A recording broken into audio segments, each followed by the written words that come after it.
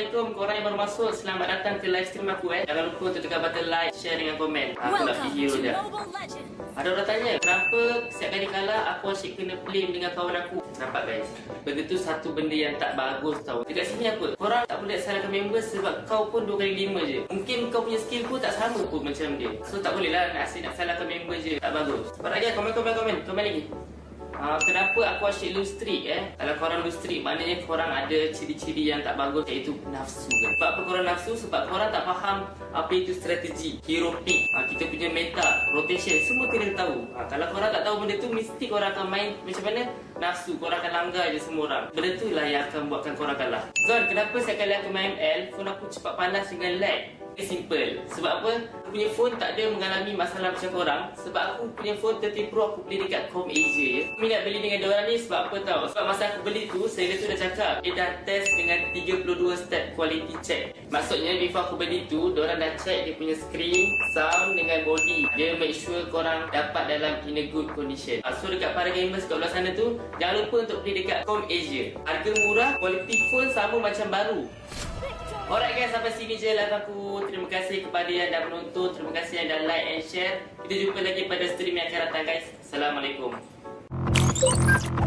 Back again. Masa skrin dia nggak ada layar terletak? Back again. Back again. Back again. Jadiin maulah with Infinix Note 30. Anti gabut, serba ngebut.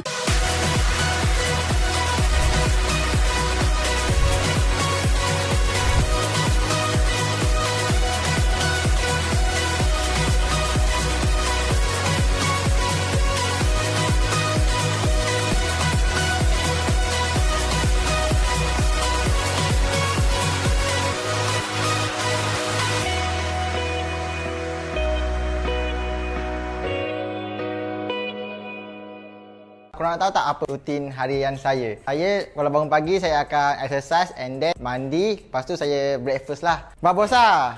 Okey, saya barang Babosa sekejap. Babosa, kau tengok Babosa? Tengah nonton turnamen. Taklah, saya nak buka Kohai apps gamer dulu lah. Dengan Kohai gamer ni guys, kita boleh bermain dengan pro player yang macam saya yang akan push rank sama-sama dengan korang. Lepas tu nak tahu apa lagi menarik? Setiap minggu ada tournament combat arena, iaitu tournament yang free 24 jam dan korang berpeluang menang prize pool RN RM1,000.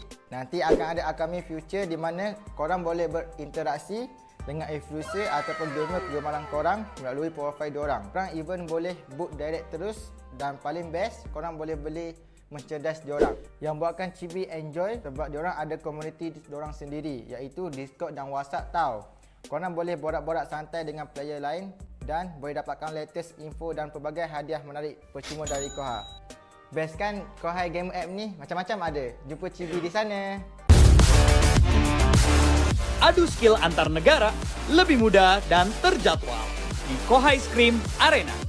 Menangkan hadiah tiap minggunya dan buktikan timmu yang terbaik di Kohai Combat Arena. Turnamen online non-stop pertama di Indonesia. Hanya di Kohai Combat Arena. Ikuti kapan saja, di mana saja. Kohai Infinity, saatnya jadi pemenang. Tersedia di Play Store dan App Store.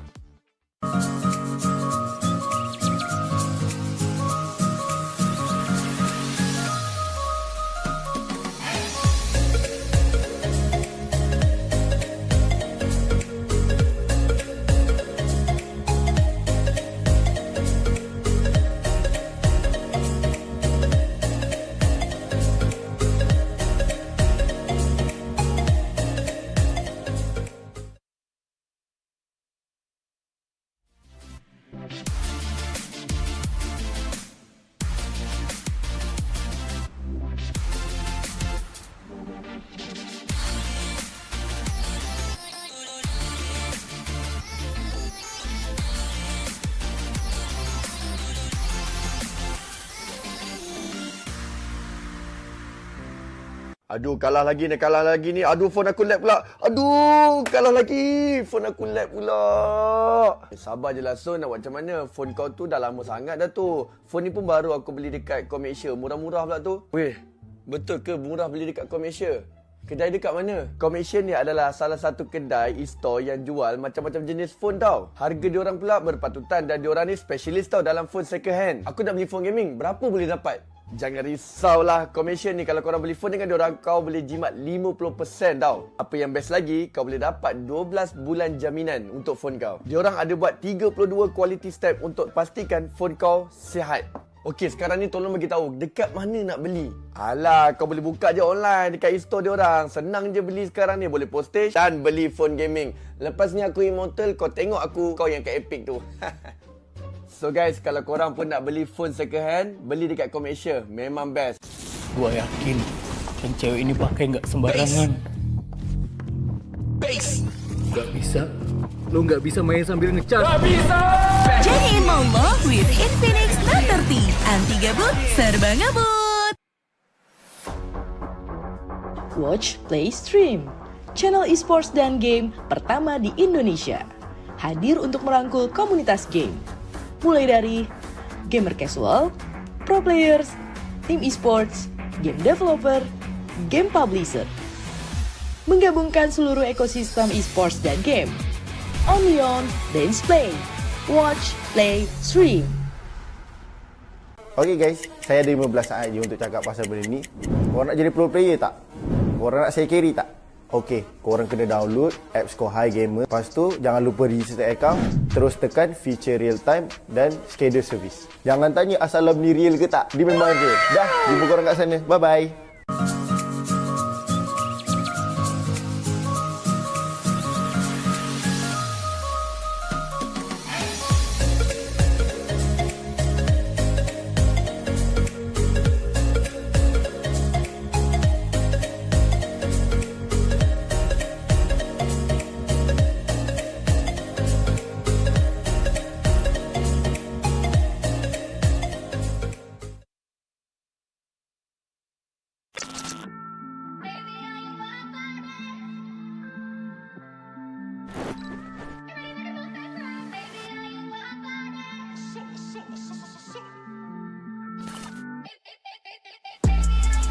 Ain't it different? I'll link my ting in LA. But I can't fly to the States, cause I got too much convictions. Apparently all I talk is prison, but I don't know no different. Cause I was in jail up north, when under the coalition. Fresh from I bought coke and whipped out, I put some roses where my wrist is. You ain't never made their birthday cake from digestive biscuits. But I had to take lemon juice to a piss test. Every day I look up to the Lord, give thanks for all this litness. Come home fresh out the system, gymless. Running with smoke on my Jones. Pigs wood with a camera on me. Not the one from Dipset. I still can't mix pleasure with business, sorry princess. I come a long way from broke. Can I call you Rose? Cause you're sweet like a flower in bloom.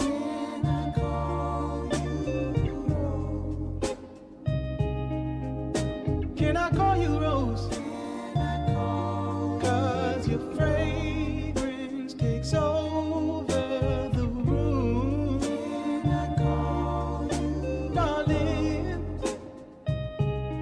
I wanna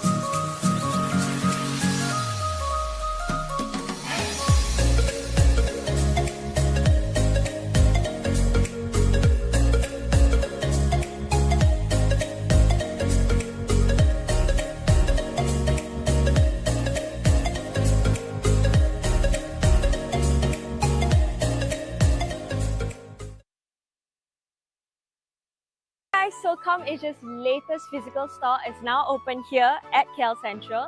Let's check it out. Here, you can find a variety of devices from Apple, Samsung, Xiaomi, and more. And look how good they look. I can't believe they're second-hand devices. So all of ComAsia's devices actually goes through a 32-step quality check to ensure 100% functionality and to make sure that the battery health is 80% and above. Additionally, if you're ever worried, they provide up to 12 months of warranty. And because they're all second-hand devices, you can expect to save up to 50% in comparison to buying a brand new phone. So what are you waiting for? Come to Lot 7A, Level 1 at KL Central, and I'll see you there.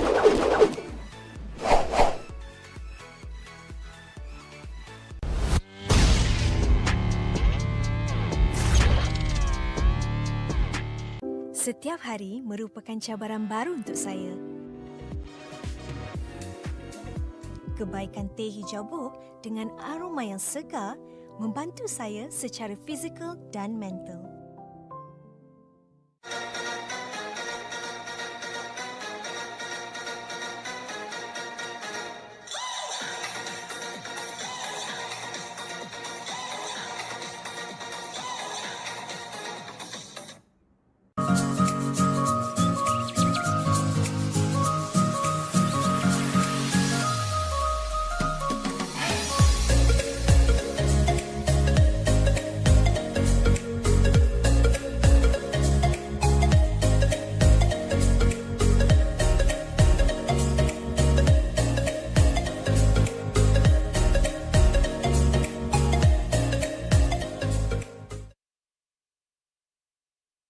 Hello guys, Assalamualaikum. Korang yang baru masuk, selamat datang ke live stream aku. Jangan lupa untuk tekan button like, share dengan komen. Aku nak video je.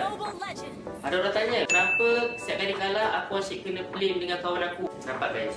Benda tu satu benda yang tak bagus tau. Dekat sini apa? Korang tak boleh salahkan member sebab kau pun 2 kali 5 je. Mungkin kau punya skill pun tak sama pun macam dia. So tak boleh lah nak asyik nak salahkan member je. Tak bagus. Korang lagi komen lagi. Kenapa aku asyik lose streak Kalau korang lose streak, maknanya korang ada ciri-ciri yang tak bagus, iaitu nafsu kan? Sebab apa korang nafsu? Sebab korang tak faham apa itu strategi, hero pick, kita punya meta, rotation, semua kena tahu. Kalau korang tak tahu benda tu, mesti korang akan main macam mana? Nafsu, korang akan langgar je semua orang. Benda tu lah yang akan buatkan korang kalah. Zon, kenapa setiap kali aku main L, phone aku cepat panas dengan lag? Simple. Sebab apa? Aku punya phone tak ada mengalami masalah macam korang. Sebab aku punya phone 13 Pro aku beli dekat ComAsia je. Aku minat beli dengan diorang ni sebab apa tau? Sebab masa aku beli tu, seller tu dah cakap dia dah test dengan 32 step quality check. Maksudnya before aku beli tu, diorang dah check dia punya screen, sound dengan body. Dia make sure korang dapat dalam in a good condition. So dekat para gamers kat belah sana tu, jangan lupa untuk beli dekat ComAsia. Harga murah, quality phone sama macam baru. Alright guys, sampai sini je live aku. Terima kasih kepada yang dah menonton. Terima kasih yang dah like and share. Kita jumpa lagi pada stream yang akan datang guys. Assalamualaikum. Back again. Masa skrin dia nggak ada layar Samsung? Back again. Back again. Back again. Jadiin maulah with Infinix Note 30. Anti gabut, serba ngebut.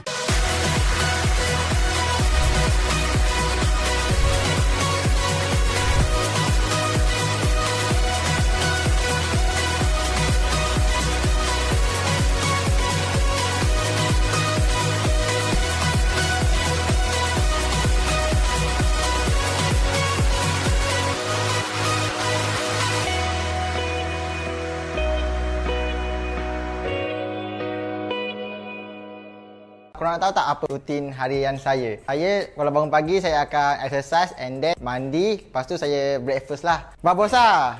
Okey, saya nak babosa sekejap. Babosa, kau tengok babosa? Tengah nonton turnamen. Taklah, saya nak buka Kohai apps gamer dulu lah.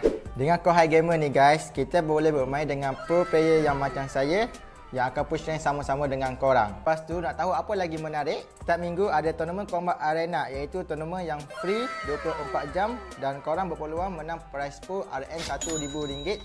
Nanti akan ada upcoming future di mana korang boleh berinteraksi dengan influencer ataupun gamer kegemaran korang melalui profil diorang. Korang even boleh book direct terus dan paling best korang boleh beli mencerdas diorang. Yang buatkan Chibi enjoy sebab diorang ada komuniti diorang sendiri, iaitu Discord dan WhatsApp tau. Korang boleh borak-borak santai dengan player lain dan boleh dapatkan latest info dan pelbagai hadiah menarik percuma dari Kohai. Best kan Kohai game app ni? Macam-macam ada. Jumpa Chibi di sana. Adu skill antar negara lebih mudah dan terjadwal di Kohai Scream Arena. Menangkan hadiah tiap minggunya dan buktikan timmu yang terbaik di Kohai Combat Arena. Turnamen online non-stop pertama di Indonesia. Hanya di Kohai Combat Arena. Ikuti kapan saja, di mana saja. Kohai Infinity, saatnya jadi pemenang. Tersedia di Play Store dan App Store.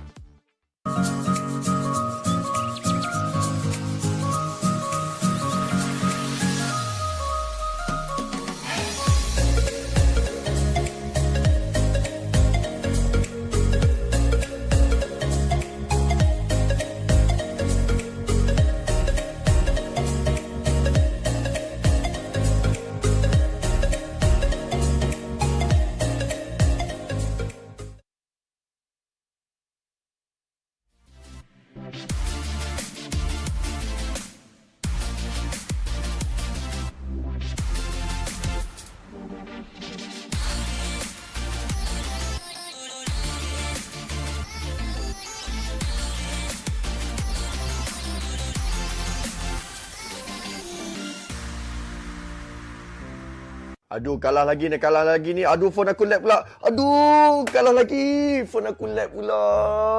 Sabar je lah, Son. Nak buat macam mana? Phone kau tu dah lama sangat dah tu. Phone ni pun baru aku beli dekat Komersial. Murah-murah pula tu. Weh, betul ke murah beli dekat Komersial?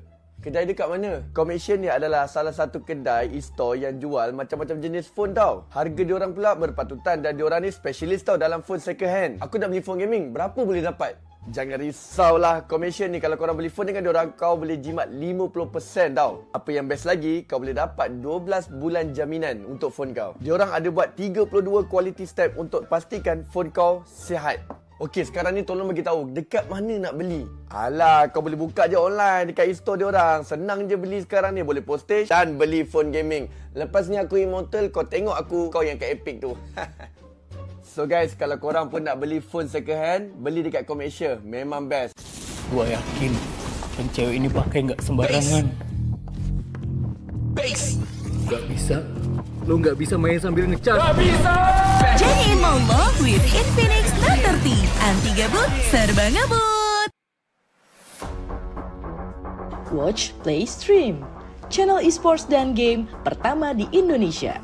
Hadir untuk merangkul komunitas game.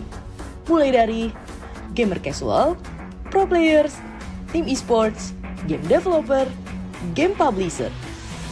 Menggabungkan seluruh ekosistem esports dan game. Only on Dance Play. Watch, Play, Stream. Okay guys, saya ada 15 saat je untuk cakap pasal benda ni. Korang nak jadi pro player tak? Korang nak saya carry tak? Okey, korang kena download apps Kohai Gamer. Lepas tu, jangan lupa register account. Terus tekan feature real time dan schedule service. Jangan tanya asal ni real ke tak. Dia memang real. Dah, jumpa korang kat sana. Bye-bye.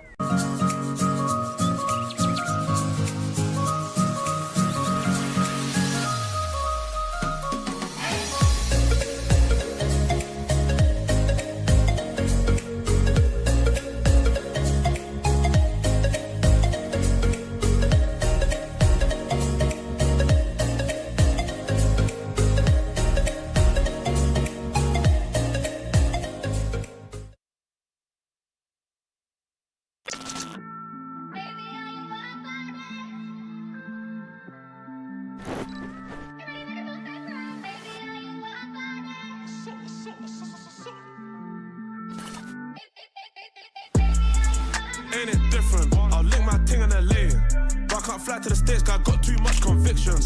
Apparently all I talk is prison, but I don't know no different. Cause I was in jail up north, went under the coalition. Fresh from my book, coke and whipped out, I put some roses where my wrist is. You ain't never made their birthday cake from digestive biscuits. But I had to take lemon juice to a piss test. Every day I look up to the Lord, give thanks for all this litness.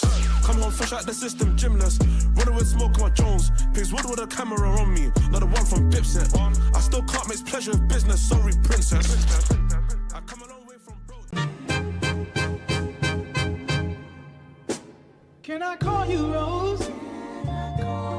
Cause you're sweet like a flower in bloom. Can I call you Rose? Can I call you Rose? Cause your fragrance takes over the room. Can I call you darling? I wanna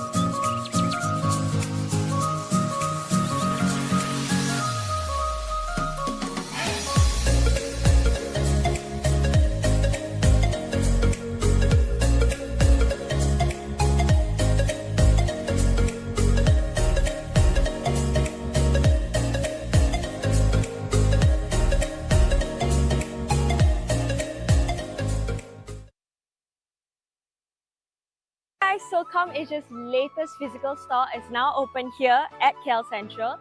Let's check it out.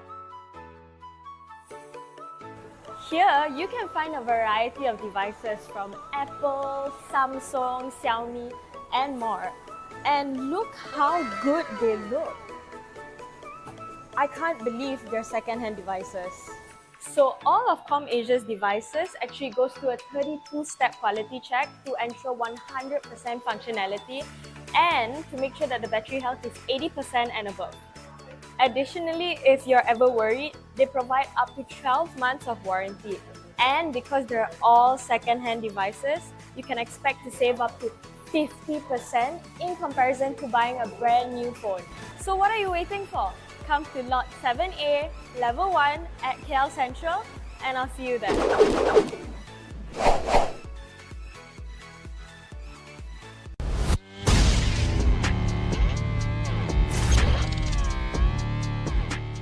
Setiap hari merupakan cabaran baru untuk saya. Kebaikan teh hijau buk dengan aroma yang segar membantu saya secara fizikal dan mental.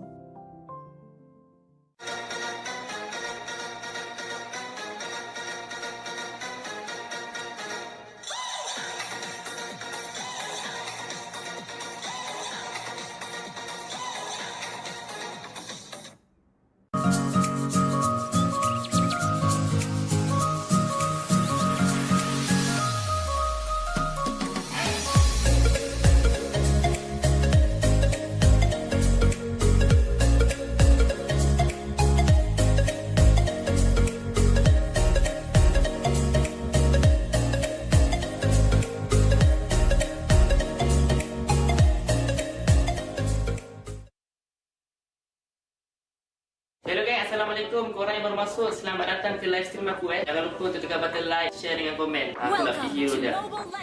Ada orang tanya, kenapa setiap kali kalah aku asyik kena blame dengan kawan aku? Nampak guys? Benda tu satu benda yang tak bagus tau. Dekat sini apa? Korang tak boleh salahkan member sebab kau pun 2 kali 5 je. Mungkin kau punya skill pun tak sama pun macam dia. So tak boleh lah nak asyik nak salahkan member je. Tak bagus. Cepat lagi, komen lagi. Kenapa aku asyik lose streak Kalau korang lose streak, maknanya korang ada ciri-ciri yang tak bagus, iaitu nafsu kan? Sebab apa korang nafsu? Sebab korang tak faham apa itu strategi, hero pick, kita punya meta, rotation, semua kena tahu. Kalau korang tak tahu benda tu, mesti korang akan main macam mana? nafsu, korang akan langgar je semua orang. Benda tu lah yang akan buatkan korang kalah. Zon, kenapa setiap kali aku main ML, phone aku cepat panas dengan lag? Simple. Sebab apa? Aku punya phone tak ada mengalami masalah macam korang. Sebab aku punya phone 30 Pro aku beli dekat Com Asia je. Aku minat beli dengan diorang ni sebab apa tau? Sebab masa aku beli tu, seller tu dah cakap dia dah test dengan 32 step quality check. Maksudnya before aku beli tu, diorang dah check dia punya screen, sound dengan body. Dia make sure korang dapat dalam in a good condition. So dekat para gamers kat belah sana tu, jangan lupa untuk beli dekat Com Asia. Harga murah, quality phone sama macam baru. Alright guys, sampai sini je live aku. Terima kasih kepada yang dah menonton. Terima kasih yang dah like and share. Kita jumpa lagi pada stream yang akan datang guys. Assalamualaikum. Back again. Masa skrin dia nggak ada layar Samsung? Back again. Back again. Back again. Jadiin maulah with Infinix Note 30. Anti gabut, serba ngebut.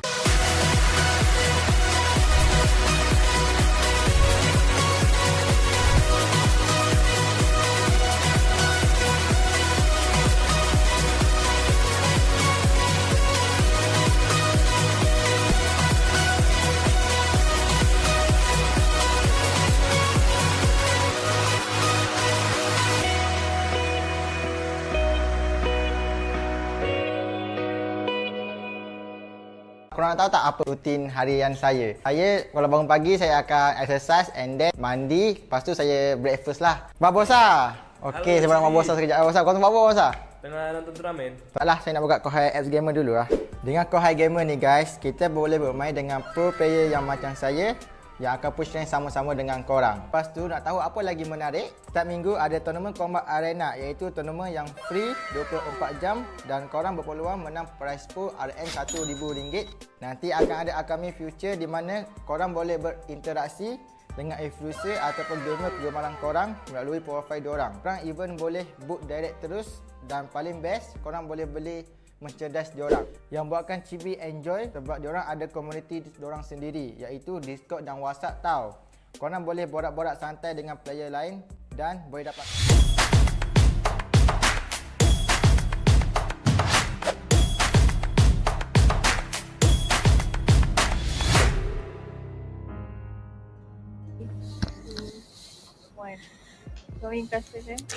A very warm welcome to everyone. Welcome back to Kohai C Championship Season number 2 with your casters today. I am Said Adin. Together with me, we have Frost is going to be accompanying you guys throughout the night. But before we begin, allow me to say our very much thankfulness towards our organizer Kohai Esports, our official second-hand specialist Com Asia, partnering with Infinix Apparel and Merchandise, TNT Co, official digital telco, which is Udo, official tea partner Boti, powered by MPL Malaysia as well as MPL Singapore, supported by Kementerian Belia dan Sukan and Rakan Muda, but not to forget our strategic partner as well, Games My Esports. But Frost, how are you, my friend? Yeah, I'm doing good. I'm doing well. Yesterday it was day 1 for me, but today it's day 2 and I'm back with Adin.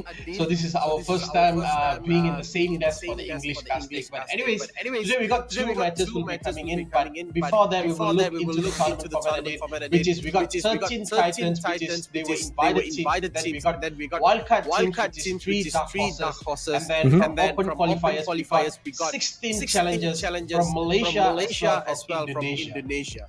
A total of 32 teams will battle it out to be crowned as the champions of Kohai C Championship Season 2. But this is the prize pool breakdown. I'm just going to take a look at the cash prize pool.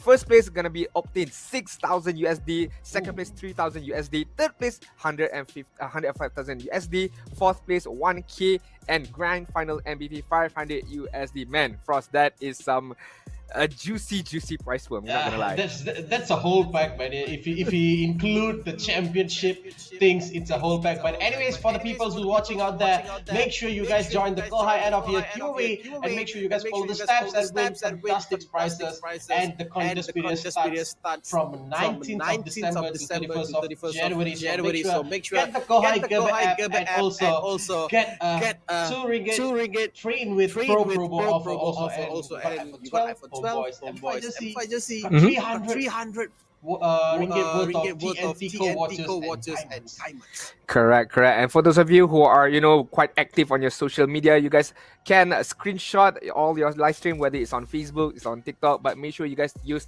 the hashtag Challenge the Titans, Born to be Pro, as well as Kohai C Championship S2. But now, without any further ado, we have game number 1 begun with the draft. But let us introduce for game number 1. We have a TRVN up against DEWA United. One is from Malaysia and another is from Indonesia. And we also know that DEWA United is from MDL as well. So TRVN, as far as I know, I've been the same time in the semi-pro. They are one of the teams that are from the semi-pro titles. And we can see them a lot in the sprints, the lives, mini tournaments as well. So I hope that this would be a good chance for them to showcase their talent. And I think all I want to say is make sure they all out. But anyways, we're going to focus on the draft as well. We are looking at the basic draft over here. We haven't seen the Barat plan, we haven't seen the Balman plan. And what's your thoughts about the Barat plan and the new heroes that have been nerfed and buffed? I just want to take a look at Balman, or I just want to focus on the Balman first of all. I think the changes that the Balman has right now is very, very much significant. The fact that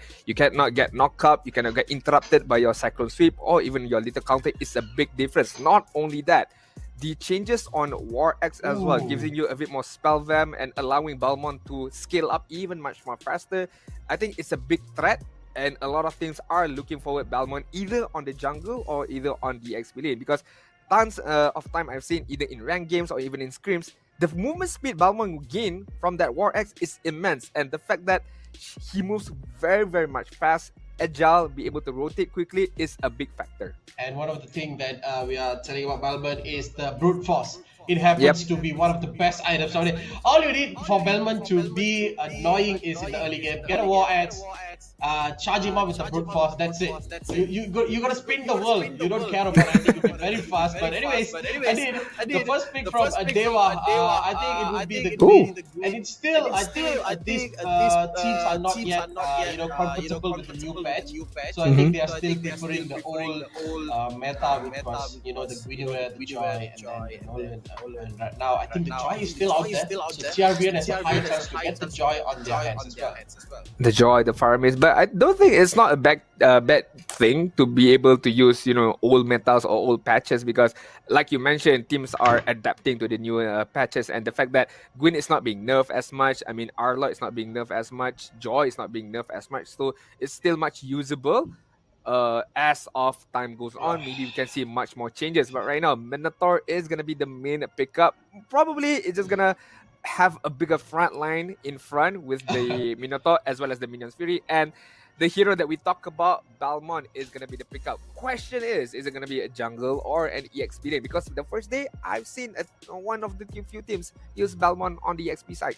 Okay, for me, there's a question for you, Adin. Okay, there's been a lot of talk after the new buff on War X and then also a buff on the Melbourne. So, which lane do you prefer to put in? Do you prefer him EXP or do you prefer him as a hyper? I'm more leaning towards as a hyper on the jungle side. It's because of EXP lane heroes are still quite good. You have your Khalid, you have your Benedetta, you have the standards of Terizla, Lapu-Lapu as well. So I don't think putting Balmon in the EXP lane is quite good because you already have a good staple heroes.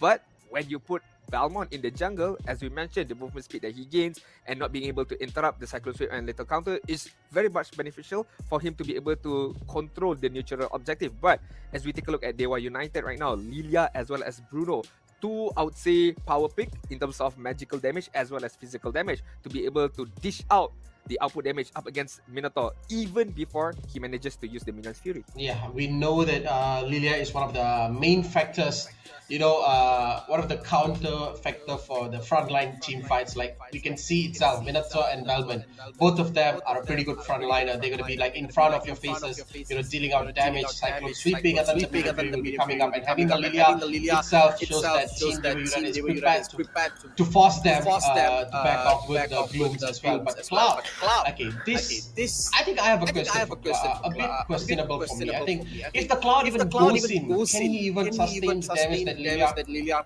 brings out, and then the Bruno itself. We know that Bruno has been the top marksman, and we can't deny that he's the top marksman in M5. And I'm gonna say that he's still on the top. No nerfs on him, no buffs on him, but he's still dominating the marksman, table on the top one. So will it be a normal challenge for Cloud, or will it be an disaster for Cloud in the laning phase? It's hard to say, because when we talk about gold lane matchups, especially Cloud as well as Bruno, my mind only thinks about the mechanical of both heroes, or the capability of the users as well. That is the big factor when it comes to gold lane. But in this particular scenario, I feel like Bruno should have an advantage in terms of lane bullying in the early presence. But then again, the mobility of Cloud, being able to use his battle mirror image in and out of team fights, being able to farm up a bit more quickly, even though, yes, we all know the biggest nerf on his ultimate could be a big factor here. Nonetheless, if I were given the choice, I am leaning towards the Bruno. But in terms of late game stage and be able to deal a good amount of damage to a lot of people, or AoE damage, you have to give it to Cloud. Yeah, I think I'll agree on that too. But right now, back on the drafting phase, and we can see that Team TRVN kicked out the Digi and also the Tabrizla out of the game, and looks like Team DEWA United didn't even ban one slot. I mean, is it a meta to not ban a hero? Because since yesterday, I've been looking at a lot of teams which fall to the first pick side. They just usually don't ban either one hero on the second phase or the first phase. What do you think about the not banning? I think it's a very interesting strategy. If it is a strategy, it could be just a lapse of mind, forgot to ban, or the timer runs out. It could be many factors, but we're not too sure about that. But then again, it opens up to a lot of potential picks when you don't ban out, when you don't fully utilize all of your bans, right? But then again, we were talking about DEWA United. They are, in terms of name-wise, DEWA United is much more, I would say, the prominent team up against TRVN Esport. No offense to TRVN Esport, I'm pretty sure they are a very strong team in terms of tier 2 in Malaysia as well.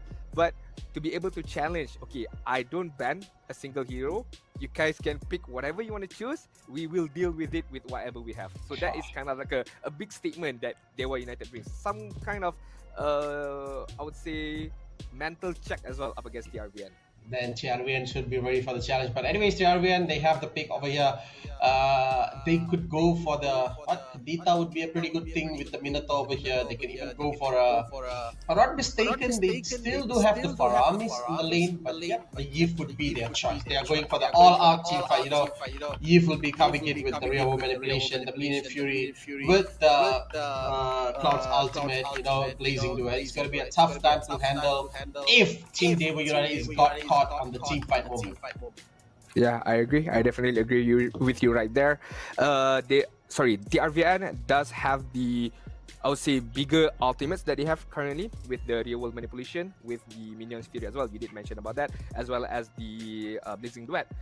But then again, it can be negated by the mobility of DEWA United. You have your Gwyn, you have your Lilia. Both heroes are quite mobile and agile to be able to escape, to be able to kite around these big ultimates, especially if they bring out Purify, most likely for Lilia, but I don't think so.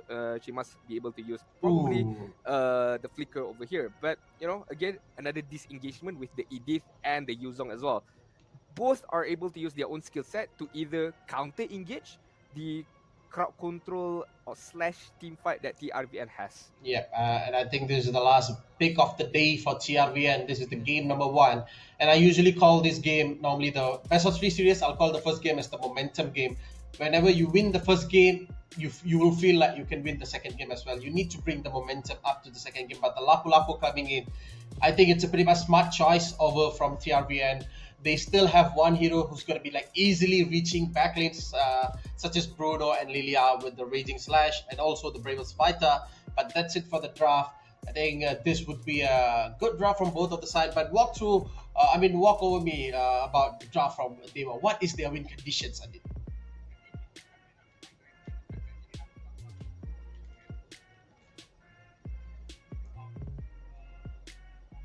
I think that is very much good. You wrap it up quite well. But like I said, DEWA United does have the disengaging factor with their own ultimate as well. So it's gonna be quite a bloodbath between both of these teams. We shall see what gonna happen. But the fact that you and me both gonna vote for DEWA United is quite surprising. We're on the same boat right here, but on the BM casters, on the BM desk, we have Fariza on DEWA United. Mars is gonna go for TRVN. Meanwhile, our Indonesia caster, I mean, no surprise, they're gonna go for DEWA United. I mean, that is their own representative over in Indonesia. So that was it, guys. The predictions from casters by Kohai. But anyways, I think it's a 5-1, and if TRVN won this, I think we are dead, man. Mark's gonna be laughing about it. I definitely agree. But then again, it's only prediction. So you guys at home as well, you can comment down your prediction as well. Who's gonna get the win for this first match? Either is it gonna be DEWA United or is it gonna be the brute force AOE team fight of TRVN? As we jump into the first game, I just want to see a clean team fight from both teams, because I know that the first game can have a bit of jitters, nervousness from both sides. But all things aside, I want to see a clean gameplay, clean team fight, and a bit of aggression by both teams. I think in terms of aggression, what I can say is the EXP laner, both of the EXP laner from DEWA United as well as TRVN, has the aggression that we are expecting for. We got one man who's going to be jumping over to the back lane, and another man who's going to be transforming into Dragon and then fly over to the back lane. So all about today, as Adin said, it's about the clean team fights and clean pick-off that this team makes. And look at Cruz. He's like a bit over from Ray. But anyways, it's the first game as well. We can look at what's going to happen. I definitely agree with you right there. We're gonna take a look, but first blood. That was a quite good first blood from DEWA United. They just used it. The little counter was slight off the timing, but Yami comes in at the right point, gets the Lapu Lapu out of the game. It's a pretty good start for DEWA United. I mean, they use what they have pretty much nicely.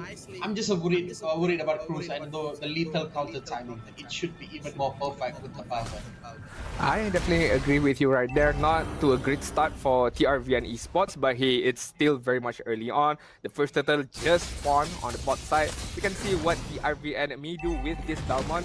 Over onto DEWA United, they have the Edith as well as Universe rotated around. Yami has the Blackberry Pop. Look at that, a beautiful knockout from Keisu, and then the Petrify comes in right on point. Black Dragon Form goes off for fighting another one, killing spree for Yami, and double kill for him too. And I think it's a worst case scenario, giving 4 kills itself to Yami in the early game. I think what's gonna happen to them? That's not looking good for them. They need something. They need something to support them, to give them another chance, another life.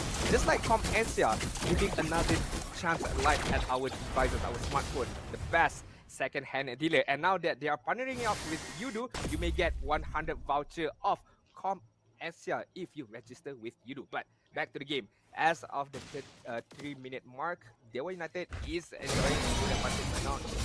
Level lead, the goal lead, TRVN Esports. They need to gather back. They have a very good, strong team fight capability. So they need to use it now. Once again comes in Keisu with a beautiful catch and a knockout against Umi. But Umi runs off for the life. He can't do anything. But still, Keisu is pretty much low, but the lethal counter secures the kill for TRVN. And this is what I wanted to see from the Cruz. You know, having the lethal counter in your hand, it's a big weapon for the early game. And I can say, and I can for sure, I mean, Balmon in the early game is way too much to handle, man. It's even worse than Martis. I definitely agree with you right there. I mean, the fact that if you can get him snowball ahead, then you're pretty much in big trouble. Just like on the top lane right now, Ray. Another beautiful jump from Ray. Gets another one for them, and looks like DEWA United is taking over the game a bit by a bit. They don't bite off with a chunk. They just take it a bite and then slowly crawling up the game. Look at the goal lead they have been measuring up right now. I think it's nearly 4K goal lead. And the fact that DEWA United knows that they have the advantage and they're not stopping, they are pushing pedal to the metal right now. They're not allowing TRVN Esports to just relax, farm up on their cloud. They are literally choking them in their own space. So TRVN is what gotta react quickly, but this could be trouble. Oh, look at that composition, man. Every single crowd control is cycled upon them. First comes in Keisu, and then comes in Yami with the Petrify, and to finish it off, Ray. Just a cherry on the cake, man. I like how David United just rotates their crowd control with each other, and look at that. Char gets a solo kill against Cloud. This is what I've been mentioning. You know, having the Bruno on your side, it is so much more than just being in the lead. But Lilia right now could be in trouble, have the black shoes, have the flicker as well to just run away, escape from death right there. Gabriel Jan on the top side. I think a bit of mistake, misjudging the damage output coming up from the Bruno. He thought that the rotation coming out from the Minotaur could be enough and should be enough, but then again, the damage output from Char is too much, too big as the fight goes on. And look at that, Bruno comes in with the beautiful kicks, but now he is started off, but Keisu comes in with the primal wrath. Look at that, the damage that he did, even though his tank is pretty much good. But look at that, Yami is not stopping. What a beautiful jump from Yami, and this is why you don't want to give your EX Lina, you know, having the early kills to snowball yourself. And look at Lapu Lapu, he's still struggling. He's still level 7. This is not good. This is not good, Frost. I mean, 8 and 1 in terms of overall kills, and the goalie, okay, make it 9 and 1 on the mid side. Gwyn and Lilia combine, and they are both magical prowess to be able to get another kill. As I mentioned, 9 and 1 in terms of kills. Kohai is far ahead, and look at Danny. Look at Danny. Look at Yami just eating Danny up just like that, and the Black Dragon Form comes in from him just in the nick of time. He manages to escape, but I should respect him. Look at that, dude. He is still on the game. He is still surviving. He doesn't even care about anything in the world, and they are just devouring TRVN right now at the point. I think the biggest differences is the individual skills coming up from DEWA United, Roots, as well as TRVN Esports. Looking at how Yami just plays that mid really well, knowing his damage output is enough to get a kill out of Danny, and have the amount of time to escape with the Black Dragon Form shows that he understands the heroes well, he knows the situation well, and he timed it to perfection. The execution was super on point by the Yuzong, who is currently 6-0-1. Yeah. I mean, like, look at the lead that they have got. I mean, I love the way that United Rose play. You know why? Because they know the win condition. It's all about, you know, cycling the crowd control they have. They don't have pretty much big team setups like TRVN, like they have the Minotaur over there, right? So what they do, they make sure that Keisu or somebody gets a first pick off, and then they come in with the knockout of Greenway, and then there's another knockout from Yami as well. You know, the way that they cycle through around the crowd control, I love it. And that is why one of the reasons that they are still controlling the game. They are very much in control, very calm, very aggressive as well. Know that they have the upper hand against the TRVN Esports, who are currently struggling to find a bit of momentum, a bit of, I would say, opportunity to be able to either start a team fight or try their best to re-engage back onwards to DEWA United. But as of now, it doesn't seem like the TRVN Esports have a bit of breathing moment to be able to just capture their breath back, get it back to their farm, get it back to their own momentum. I mean, as far as I can see, it's looking like a one-way traffic. I mean, like, I can agree with that, but at the same time, TRVN does have a hope, and I think what they could do right now is just bite on something, just wait until Gabriel Jen gets the items, and then comes on with the beautiful, you know, the elements of surprise with Minion Fury and the Flicker. When they get a good setup, they can win. But will it happen anyway? Will it happen? That is the biggest question. I mean, anything can happen in the world of Mobile Legends Bang Bang, but I think it could happen. Something magical can happen if they are using the GT10 Pro by Infinix. Make sure you guys get one of these smartphone by Infinix, because I tell you, the smooth gameplay, no lag, no frame issues at all by Infinix. So again, like I mentioned, you guys get the GT10 Pro with a very good or high refreshing rate. And right now, back into the game, we should refresh ourselves as well. 9k goal lead on the hands of DEWA United Roads, and 6 towers down. All of the outer towers are out of the game, and 3 turtles in their hand. And right now, Lord will be going to the hand. And Cruz, I hope you can land one of the best lethal counter that we could see today. You know, the stealing lethal counter. But looking at the way DEWA United is controlling the map, it's so good. Look at that, right? No, I mean, they're not even letting TRVN to move anyway. I mean, the fact that Edith and Lilia is on one side, and then you have Yuzong on the other side. I mean, you're just like cramping up TRVN eSport, not being able to even cross half of their own jungle space, and then they are forced to play at their own base, at their own side. And right now, DEWA United could just need one good moment, could just need one good pick-off to end this game. But then again, as you mentioned, TRVN eSport does have a bit of slither of hope. They can capture DEWA United guard, or if DEWA United make a big blunder. But looking at the goal lead, I think the blunder won't be happening very soon. And look at that. I mean, like, Umi is receiving a lot of damage, but he's still surviving. Oh! And he's dead! Wave of the world just waved over. Gabriel, that is not what we expected, but I did look at that. They are going inside of the tower. They want to take it off. They put down the mid lane base tower out of the game, and right now the pistol is all in the way for them, and Cha is dealing tons of damage with the ball that he has. I mean, RWM has been used, so no big high ground skill set can be used to clear out this minion wave, except for cycle pick from Cruz, and Gather Gun is back to be able to defend it with his own blazing wet. You can see how DEWA United wants to end the game as soon as possible. And look at that, a lot of crowd control is being used up here. I mean, for the first slot itself, they got 2 base towers. I think that's a big income for them, you know. And then now they have to wait for the second lot if they want to make sure that they have a 100% win rate, you know, 100% push rate with the lot who's going to be pushing in the mid lane as well. But anyways, TRVN, they are still in the game, they are still doing their best, they are trying to get some pick off. And look at that, the top tower is in pretty much big danger, but TRVN just backs off on another beautiful knockout from Ray comes in. But look at that, it's a bloodbath from DEWA United. They are literally sliding up everybody and nearly wiping out TRVN. And look at that, in a glimpse of second, triple kill from Combasia for Cha. Triple kill by Com Asia. Look at how Bruno moving his own way with the damage output. He knows that he has the capability to end the game quickly, but props to Ray just now, being able to use the Guinevere jumping in with the spatial migration and popping up the Violet Requiem, follow up by Earth Shatter by the Edith as well. Just a good combination of skill set being used one by one, chaining stun the opponent. But we have to take a look at the highlight brought to you by Com Asia. Just how DEWA United dominated from the minute number 1 up until the end. They did not let the TRVN eSport breathe. They did not let the TRVN eSport relax or even farm up to be able to withstand the monstrous output of damage by DEWA United. I mean, for me, right, as per in books, I think that Balmond has a higher advantage in the early game, you know, the amount of damage he can do, the lethal counter itself, but that small mistake in the early game in the side of EXP lane cost them the whole game. That is what I think of this game, you know, giving out 2 kills for Yami in the early game itself, it is not what we want to see on a Yuzong, you know.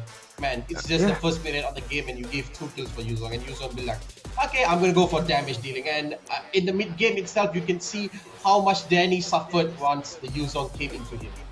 I definitely agree with you right there. I mean, the fact that when you have your EXP laner upper hand by so much, it's very hard for you to be able to crawl your way back into the game, because EXP lane, as of now, as of the recent patches as well, is super important. We take a look at the overall stats, right? Again, brought to you by Com Asia. Yuzong 6-0-5 up against Yamizu using the Lapu-Lapu 0-4-0. We take a look at the itemization also. We already know that Yami by the Yuzong is already dominating very much ahead. More than 10,000, more than 10k gold lead is being experienced by DEWA United. So TRVN eSport, the only hope that they could come back if DEWA United make a mistake, but afraid not.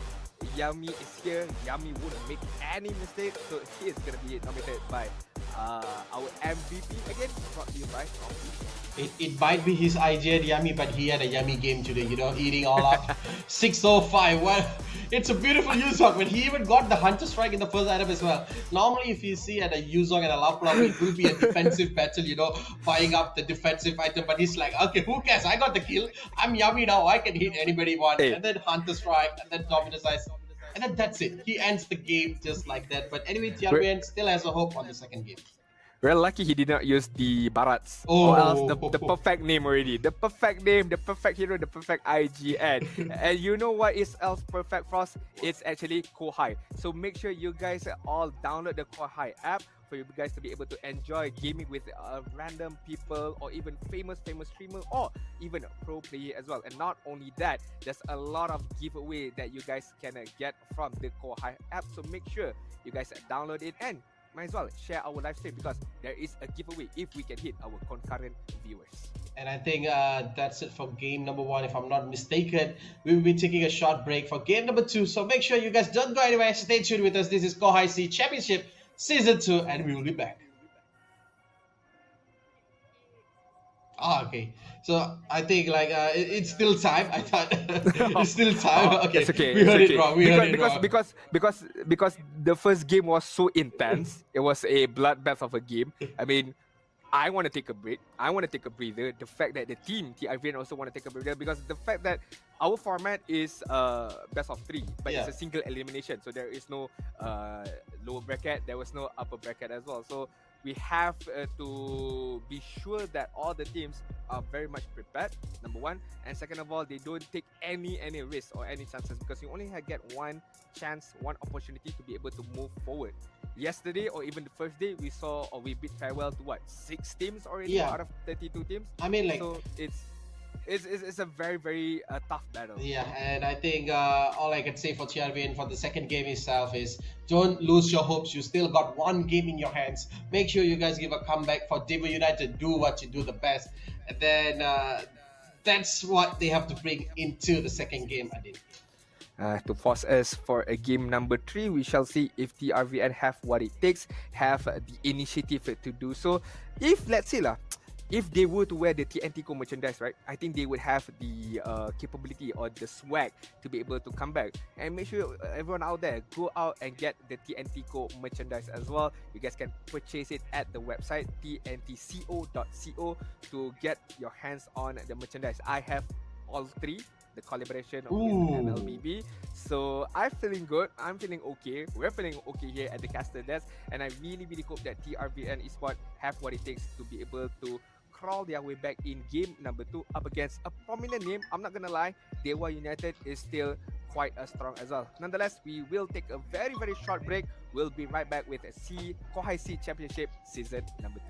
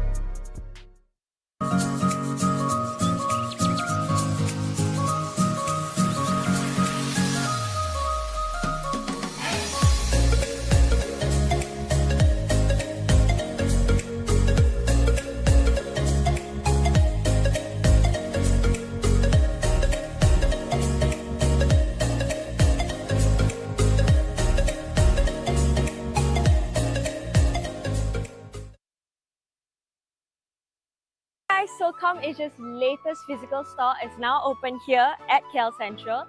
Let's check it out. Here, you can find a variety of devices from Apple, Samsung, Xiaomi, and more.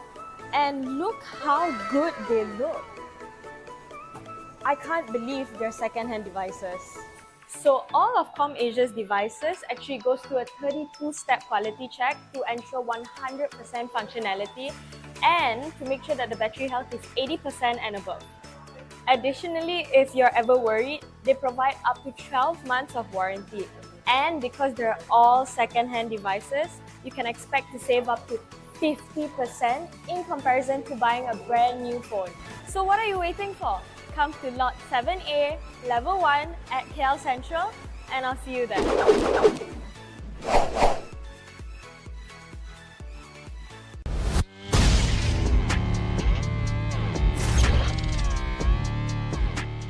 Setiap hari merupakan cabaran baru untuk saya. Kebaikan teh hijau buk dengan aroma yang segar membantu saya secara fizikal dan mental.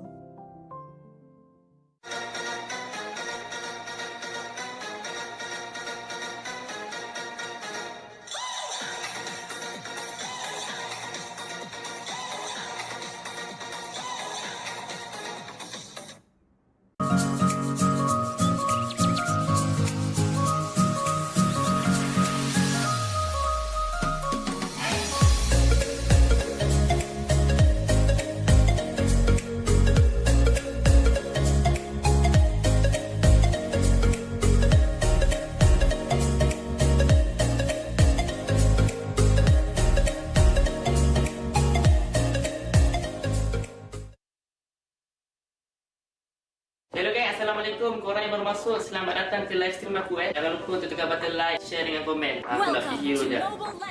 Ada orang tanya, kenapa setiap kali kalah aku asyik kena blame dengan kawan aku? Nampak guys? Benda tu satu benda yang tak bagus tau. Dekat sini apa? Korang tak boleh salahkan member sebab kau pun 2 kali 5 je. Mungkin kau punya skill pun tak sama pun macam dia. So tak boleh lah nak asyik nak salahkan member je. Tak bagus. Cepat lagi, komen lagi.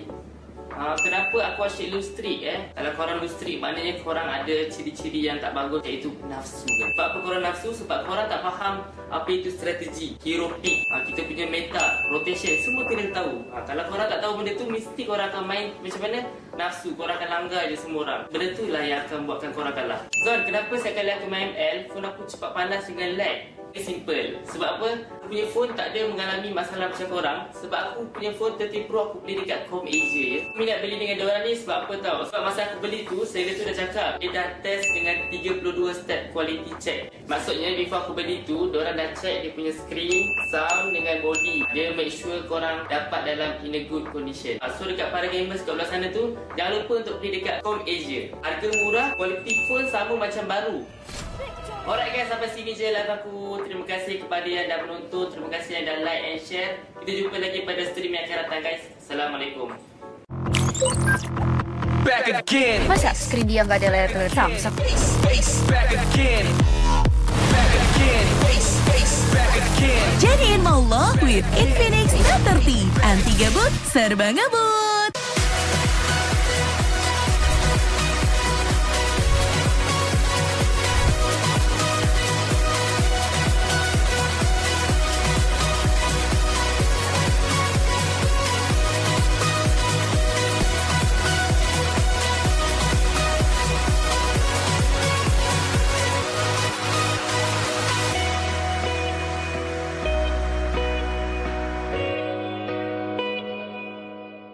Korang nak tahu tak apa rutin harian saya? Saya kalau bangun pagi saya akan exercise and then mandi. Lepas tu saya breakfast lah. Babosa! Okey, saya nak Babosa sekejap. Babosa, kau tengok apa Babosa? Tengah nonton turnamen. Taklah, saya nak buka Kohai apps gamer dulu lah. Dengan Kohai gamer ni guys, kita boleh bermain dengan pro player yang macam saya yang akan push rank sama-sama dengan korang. Lepas tu nak tahu apa lagi menarik? Setiap minggu ada tournament combat arena, iaitu tournament yang free 24 jam dan korang berpeluang menang prize pool RN RM1,000. Nanti akan ada upcoming future di mana korang boleh berinteraksi dengan influencer ataupun gamer kegemaran korang melalui profile diorang. Korang even boleh book direct terus dan paling best, korang boleh beli merchandise diorang. Yang buatkan Chibi enjoy sebab diorang ada komuniti diorang sendiri, iaitu Discord dan WhatsApp tau. Korang boleh borak-borak santai dengan player lain dan boleh dapatkan latest info dan pelbagai hadiah menarik percuma dari Kohai. Best kan Kohai game app ni? Macam-macam ada. Jumpa Chibi di sana. Adu skill antar negara lebih mudah dan terjadwal di Kohai Scream Arena. Menangkan hadiah tiap minggunya dan buktikan timmu yang terbaik di Kohai Combat Arena. Turnamen online non-stop pertama di Indonesia. hanya di Kohai Combat Arena. Ikuti kapan saja, di mana saja. Kohai Infinity, saatnya jadi pemenang. Tersedia di Play Store dan App Store.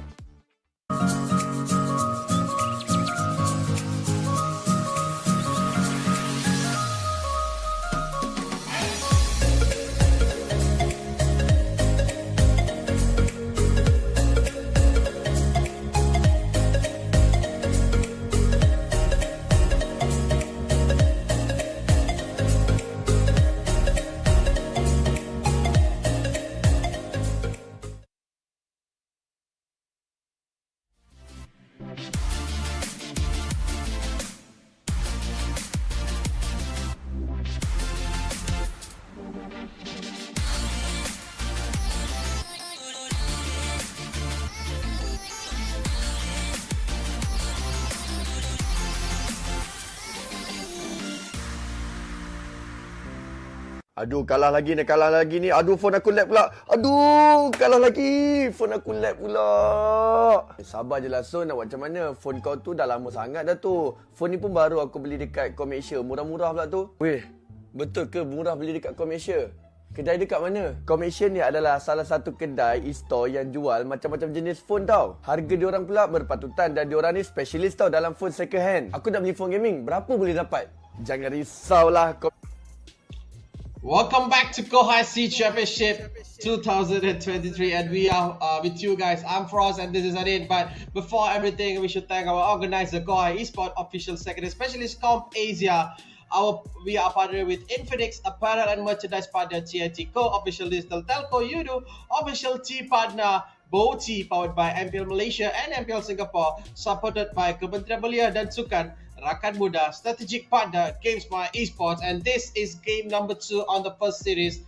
You know, the first game was a massacre. You know, it was a total disaster for TRVN, and it was a yummy buffet for DEWA United. I definitely agree with you right there, but in all honesty, there is still chance, there is still hope for TRVN Esports to be able to come back for this game number 2, but it all begins with the drafting later on. And I just want to give a big, just take a bit of moment here to shout out to Kohai and make sure you guys download the Kohai app and be able to win many prizes.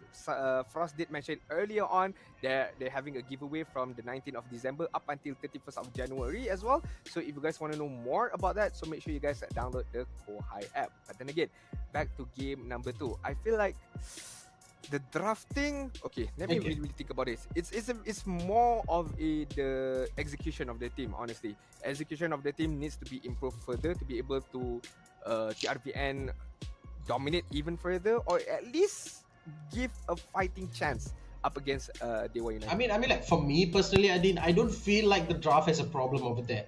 They had a quite strong draft in the early game itself. They had the Balman to cover up the early game damage and also the early game skirmishes win, and then they had the Cloud to carry out through the late game, and then they even had the Yif on the mid side and the Lapu on the EXP side to be offensive in the mid to late phase until the Cloud is there.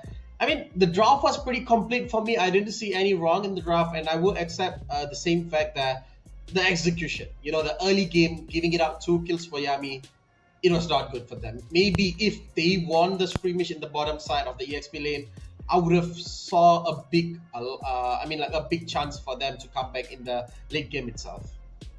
I agree. I mean, fix their issues on the XP lane is number 1, and the gold lane as well. I did not see Gabriel Jan had a good time in terms of calculating the output damage that can be thrown out by the Bruno. Countless of time he was caught off guard with the damage output by Bruno, and in the last moment getting caught by the Worldie as well was very much unfortunate. He was crawling his way back, he was going back to his own base to heal up, but getting hit by the ultimate of Bruno, which is the Worldie, it just destroys, shatters all hopes and dream to be able to defend their own base. So game number 2, we set all mindset, we set all the mistakes.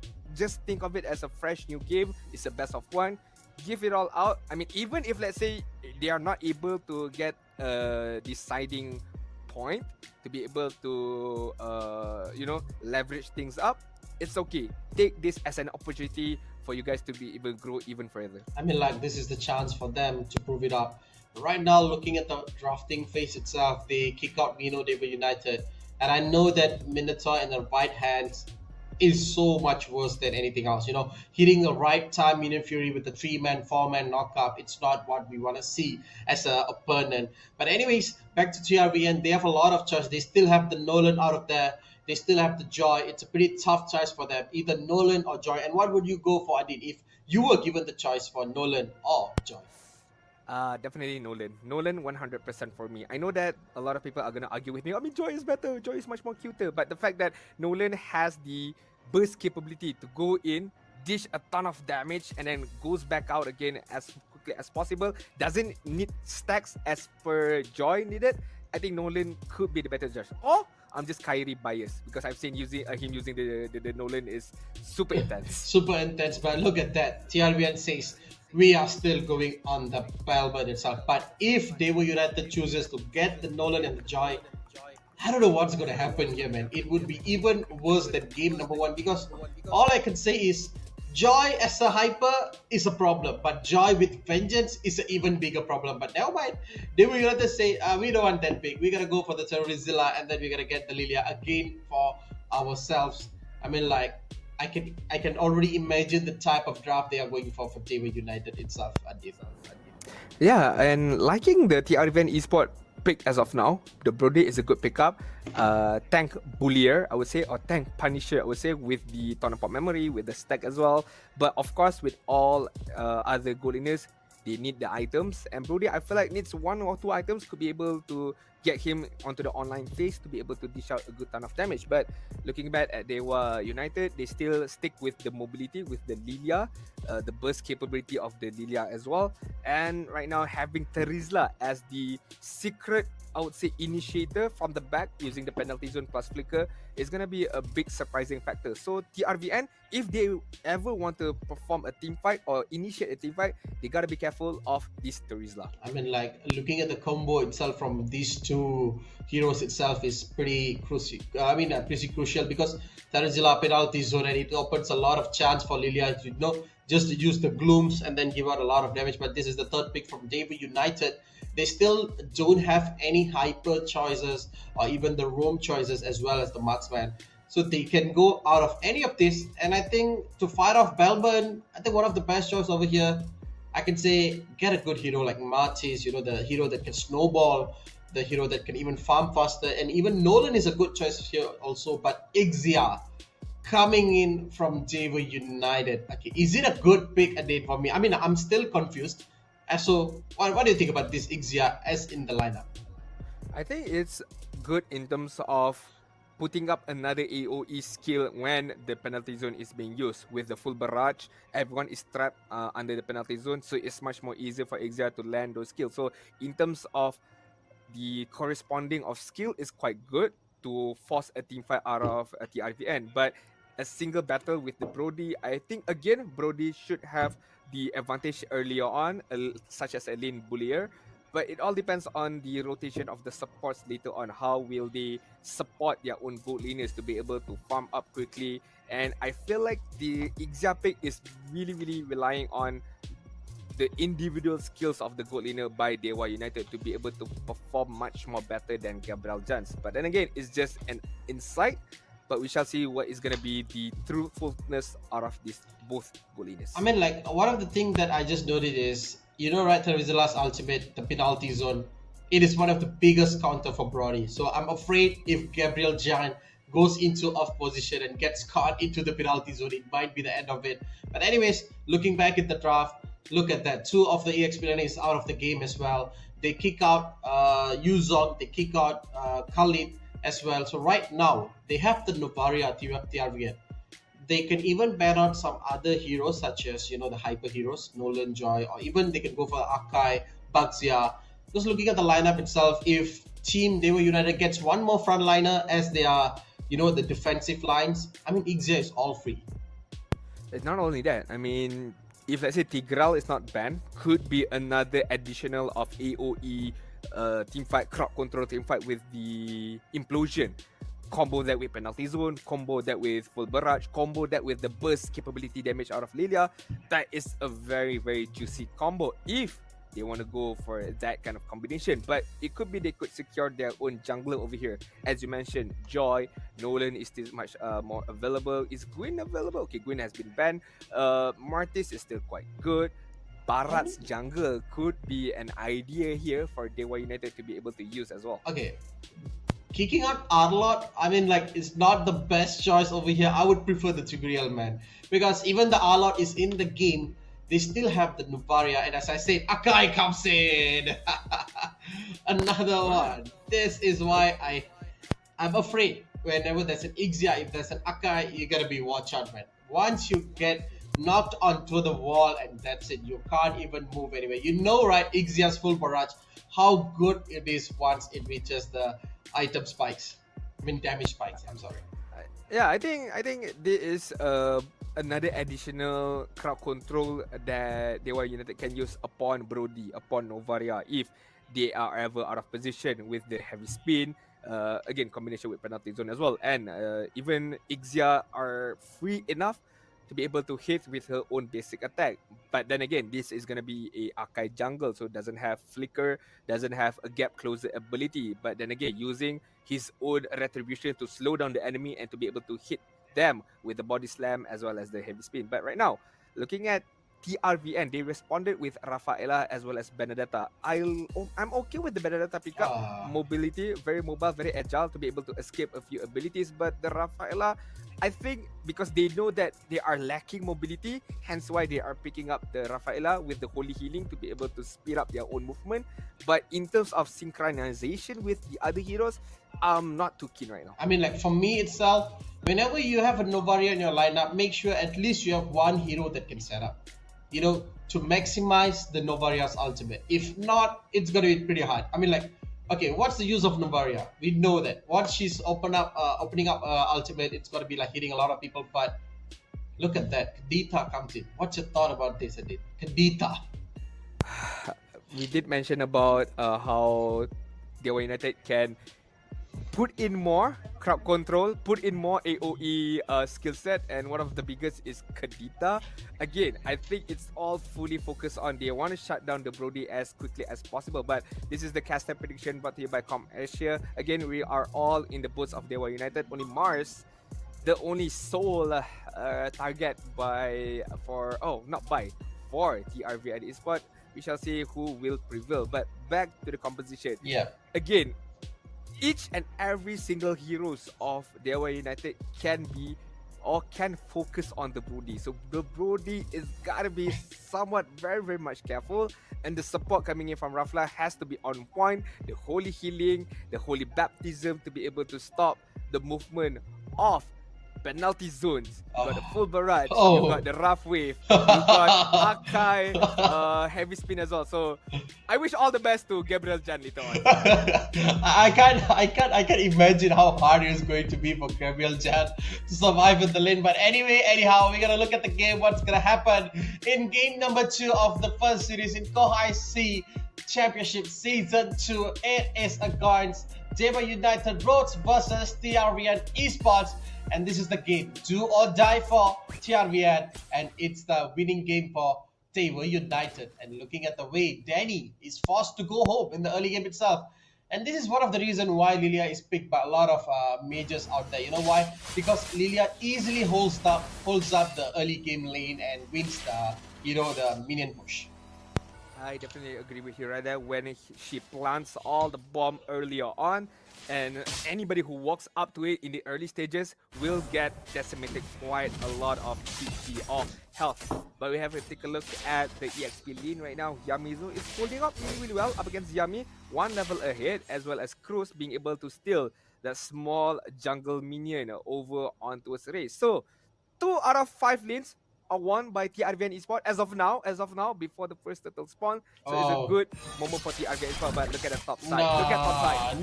That is not a good moment. We just talk about good moments, but look at the good moments for DEWA United. First blood brought by ComAsia. And look at Cruz is forced back again. Once again, TRVN Esports is making the same mistake. I don't feel this is right for them. Yeah, I mean, again, same mistake, lack of focus, lack of concentration a bit. I just compliment how they are performing well in the early stages, but lack or lapse of movement by Yamizu just now, just I would say hurts them a little bit in these early stages. Now Cruz cannot be able to get even closer to this turtle to be able to contest it. And this is why you don't give out the EXP laner early in the game. People may ask, it was just one kill, what's the big deal? Look at that. TRVN is forced out of turtle fight. And that is why in the new patch, I mean the new set of games, EXP lane is one of the most important lanes in the game itself. You know, getting the first upper hand in the EXP lane will secure them. And then, you know, pretty much secures everything. But now what you guys have to secure is this CNT Co website voucher for RM 10 ringgit with the minimum purchase up to 100 ringgit. Scan the QR and then get the voucher. Adit. I agree. Or you guys can just go onto the website tntco.co to be able to grab your own TNT Co merchandise. Back to the game right now. Minute number 3, DEWA United are leading quite ahead in terms of goal as well in terms of map control. But how will they fare out in terms of the team fights? I mean, like, for me, as per the team fight, all TRVN has to do is they lack of crowd control. I don't know how are they to cope up with that one. Look at that. A beautiful stun from them, that's it. But look at Cha. Cha is pretty much good here with full barrage. His health is still full and Brody's hits are like nothing. And in the early stages just now, or in the earlier moments before the clash onto its to Cha, I've seen Cruz be able to get a kill up against the Lilia. So that is a very good moment by TRVN for them to be able to come back. But for now, Yami is going to get harassed. Then again, Kesu gets the kill on Gabriel Jan. And two of the bottom goal laners are out of the game, and this is literally a free goal farming mine for Cha. Right now he's going to be leading a lot of goals, even though it's like 300-400. It's so much a lot for him as an XIERA. You know, XIERA needs 3 of the basic items to just get off the charts with the power spike.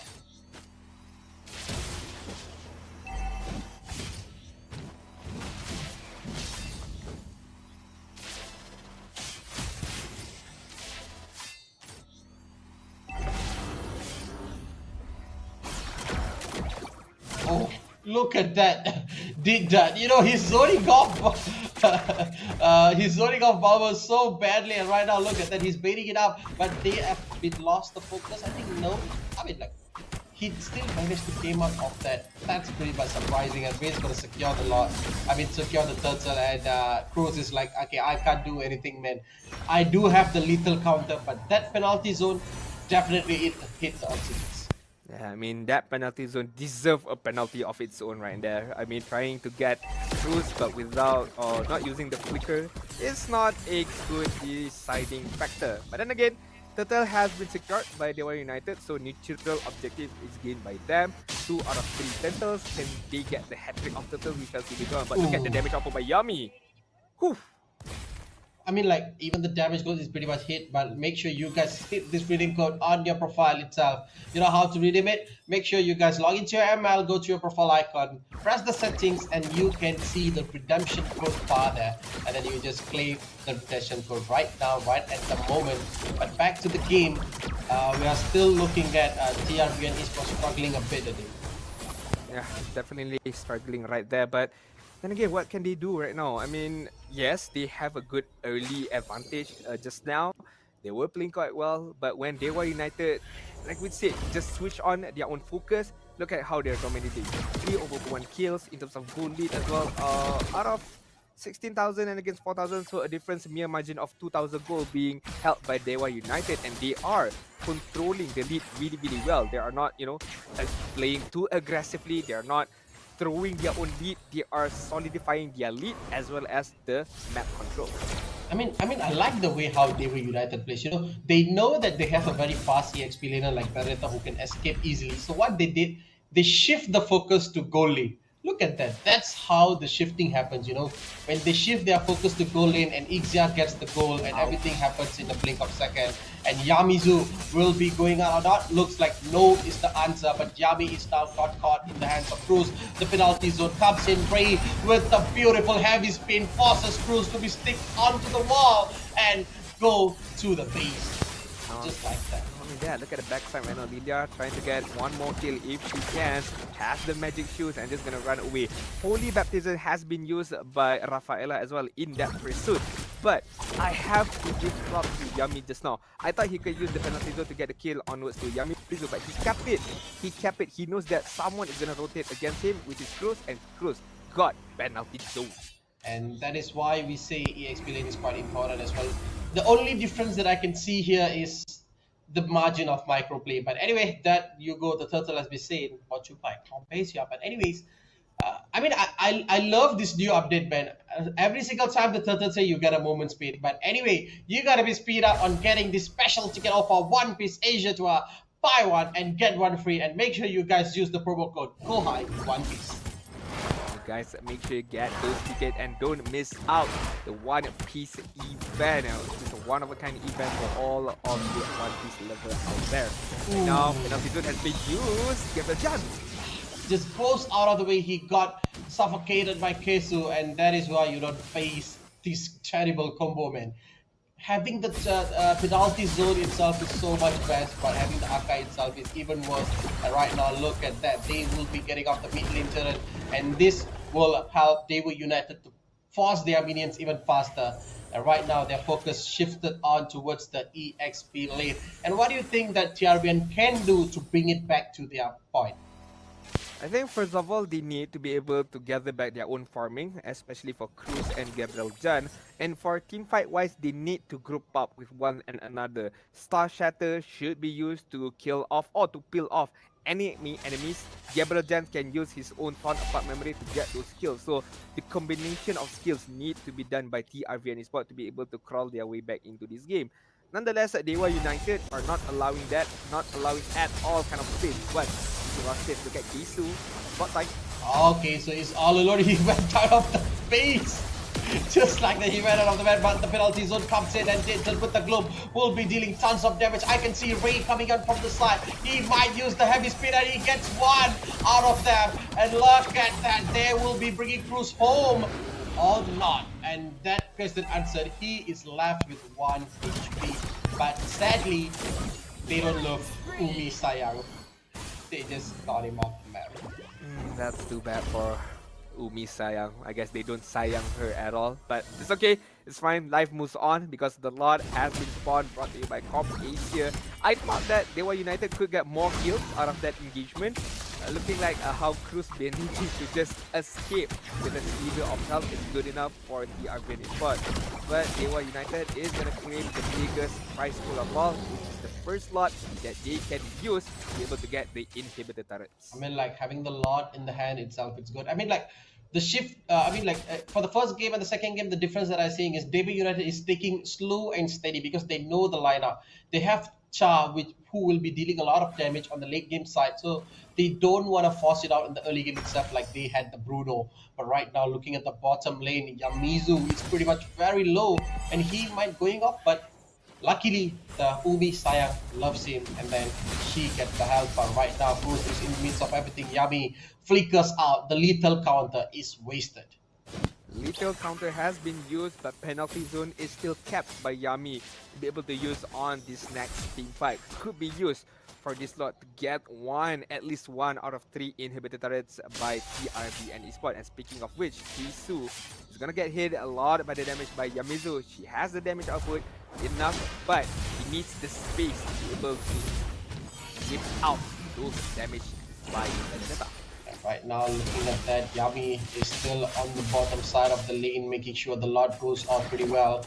Yamizu defends it beautifully. He got another wave of minions coming in, but look at that Cha, literally dealing tons of damage as the back lane, as the marksman of the game. I mean, it's a pretty good game. TRVN still has a chance. They haven't fallen in like game number 1. They still have a big hope here. All they have to do is just, tweak a bit on the team fights and then make sure they hit the skill sets right on point. I agree with you right there. TRVN Esports for game number 2 are performing much more better than game number 1. They know what they need to do, but for that, Isu. Ooh, nearly gets a kill, but never mind. It's a no-go for them. But anyways, DEWA United will be backing off, but Yamizu comes in from the backside. Will he use the ultimate? But it looks like no, he will still stand tall, but the final barrage comes in right on point, gets Umi sayang. Once again, Umi is out of the game. Umi is out of the game, but what's in the game right now is the composition by DEWA United. Being able to counter-engage back onto TRVN Esports shows a good amount of discipline and good amount of understanding as well. Knowing that, okay, TRVN Esports by Yamizu did not engage when he had the chance at the back line.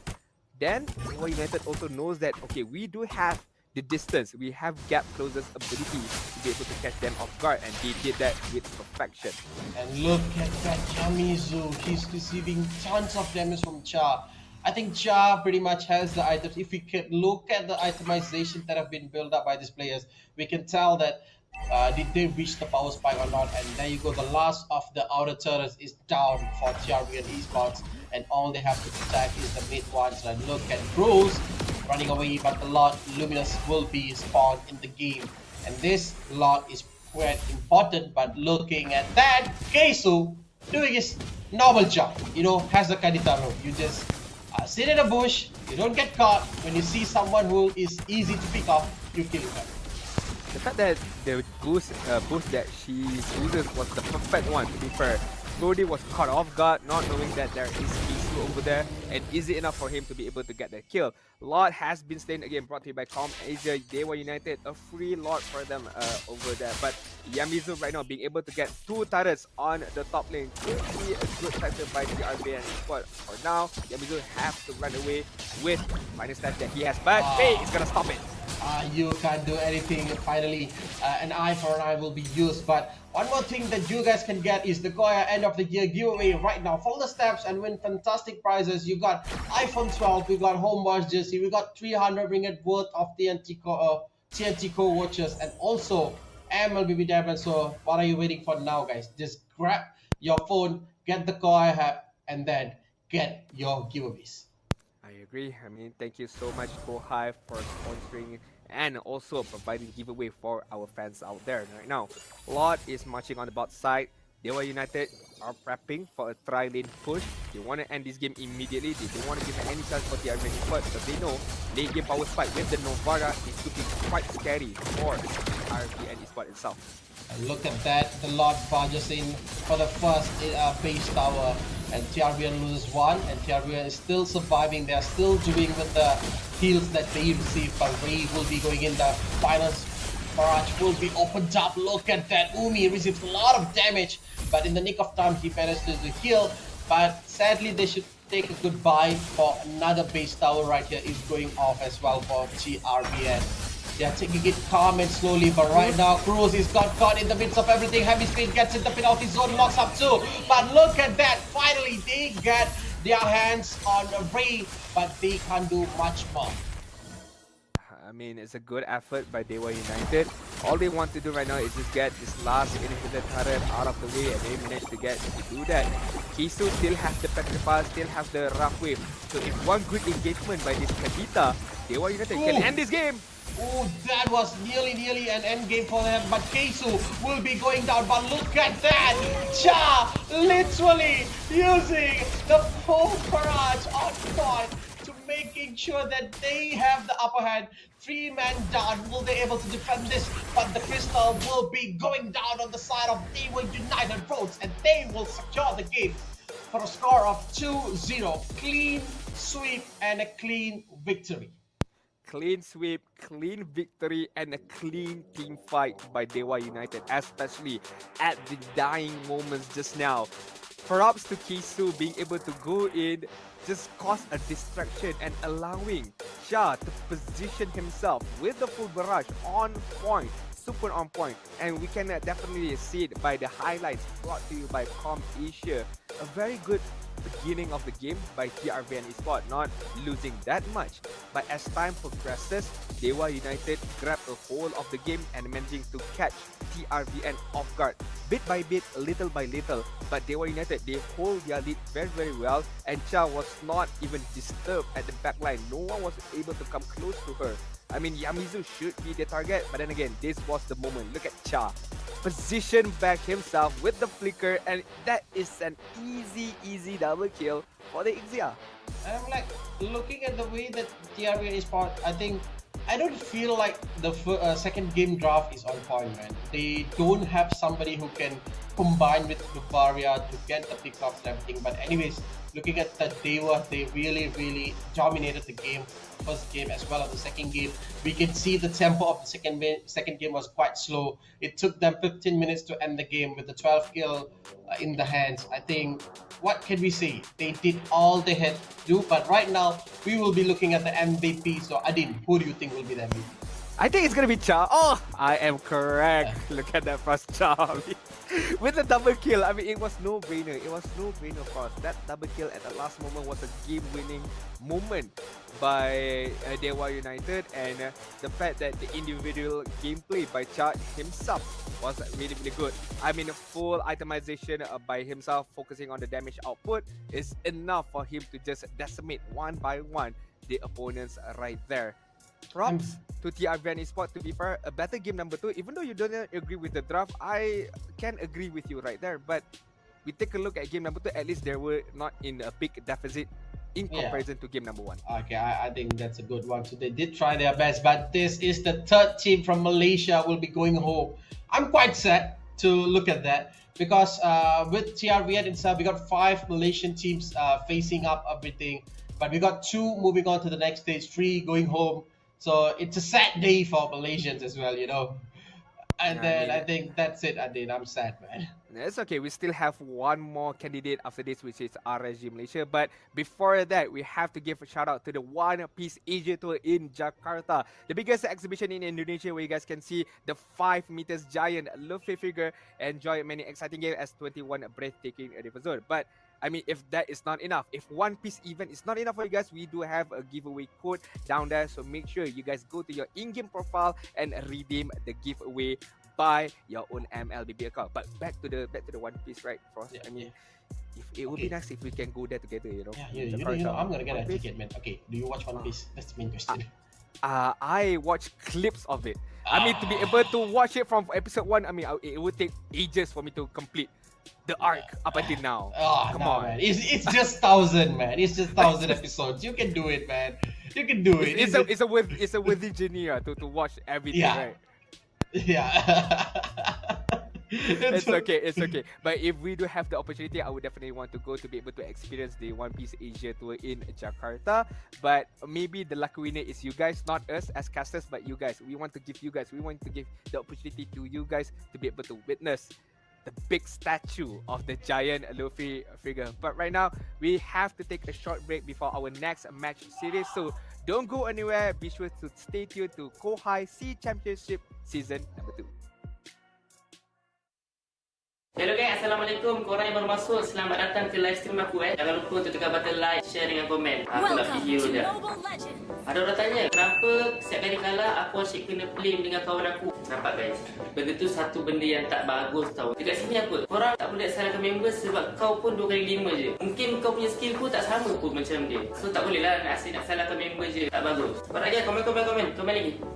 Kenapa aku asyik lose streak Kalau korang lose streak, maknanya korang ada ciri-ciri yang tak bagus, iaitu nafsu kan? Sebab apa korang nafsu? Sebab korang tak faham apa itu strategi, hero pick, kita punya meta, rotation, semua kena tahu. Kalau korang tak tahu benda tu, mesti korang akan main macam mana?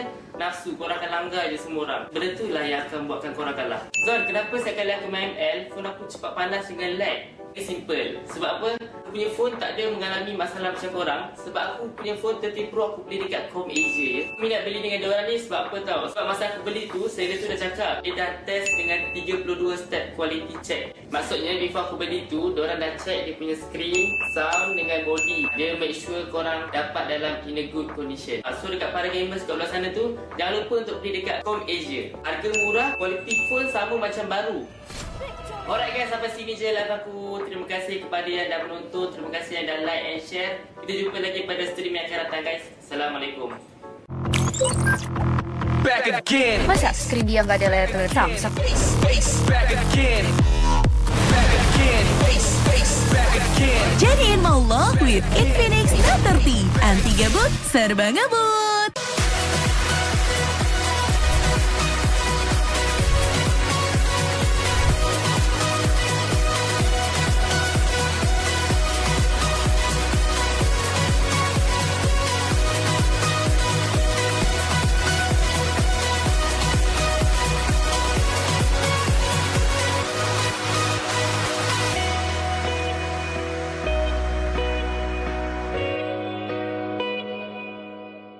Korang tahu tak apa rutin harian saya? Saya kalau bangun pagi saya akan exercise and then mandi. Lepas tu saya breakfast lah. Babosa.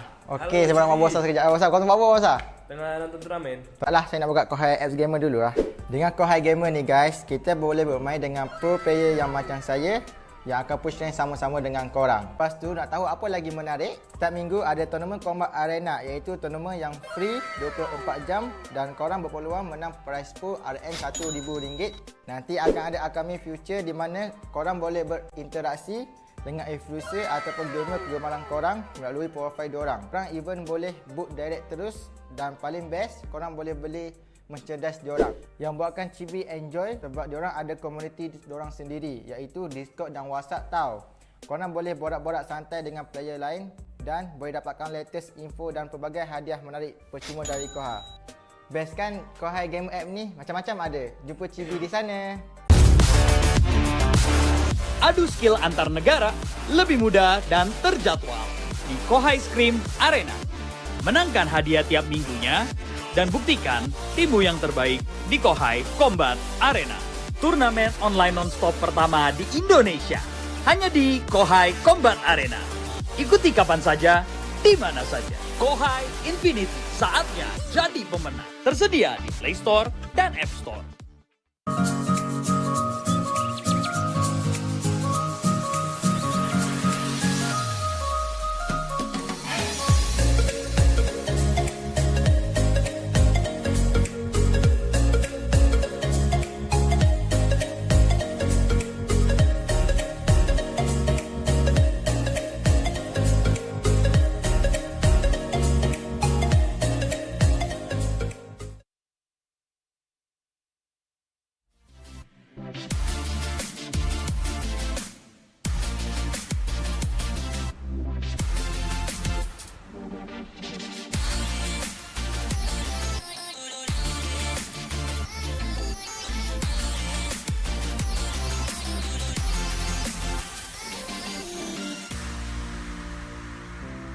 Aduh, kalah lagi ni. Aduh, phone aku lag pula. Aduh, kalah lagi. Phone aku lag pula.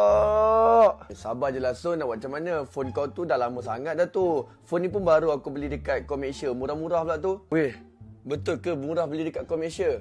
Kedai dekat mana? Komersia ni adalah salah satu kedai e-store yang jual macam-macam jenis phone tau. Harga diorang pula berpatutan dan diorang ni specialist tau dalam phone second hand. Aku nak beli phone gaming. Berapa boleh dapat? Jangan risaulah, Komersia ni kalau korang beli phone dengan diorang, kau boleh jimat 50% tau. Apa yang best lagi, kau boleh dapat 12 bulan jaminan untuk phone kau. Diorang ada buat 32 quality step untuk pastikan phone kau sihat. Okey, sekarang ni tolong bagi tahu dekat mana nak beli. Alah, kau boleh buka je online dekat e-store diorang. Senang je beli sekarang ni, boleh postage dan beli phone gaming. Lepas ni aku immortal, kau tengok aku, kau yang kat Epic tu. So guys, kalau korang pun nak beli phone second hand, beli dekat Komersia. Memang best. Gua yakin yang cewek ini pakai nggak sembarangan. Gak bisa. Lo nggak bisa main sambil ngecas. Gak bisa. Jadiin maulah with Infinix Note 30. Anti gabut, serba ngabut. Watch, Play, Stream. Channel esports dan game pertama di Indonesia. Hadir untuk merangkul komunitas game. Mulai dari gamer casual, pro players, tim esports, game developer, game publisher. Menggabungkan seluruh ekosistem esports dan game. Only on Dance Play. Watch, Play, Stream. Okay guys, saya ada 15 saat je untuk cakap pasal benda ni. Korang nak jadi pro player tak? Korang nak saya carry tak? Okey, korang kena download apps Kohai Gamer. Lepas tu, jangan lupa register account. Terus tekan feature real time dan schedule service. Jangan tanya asal ni real ke tak. Dia memang real. Dah, jumpa korang kat sana. Bye-bye.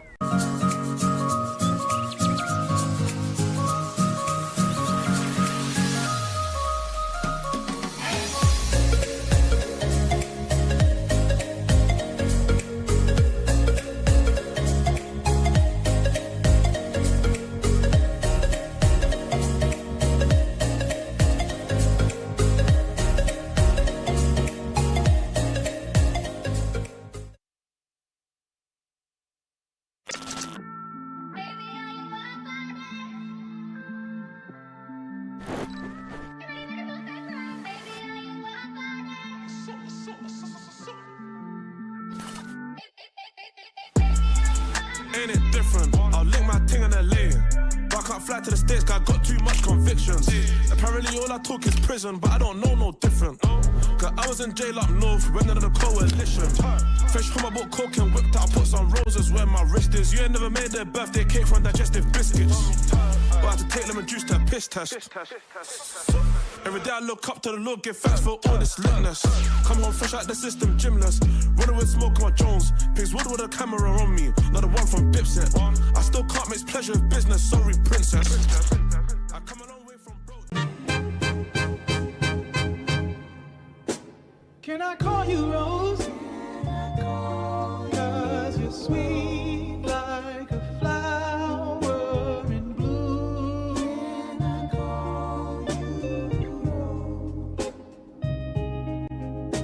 Can I call you Rose? Cause your fragrance takes over the room. Darling, I wanna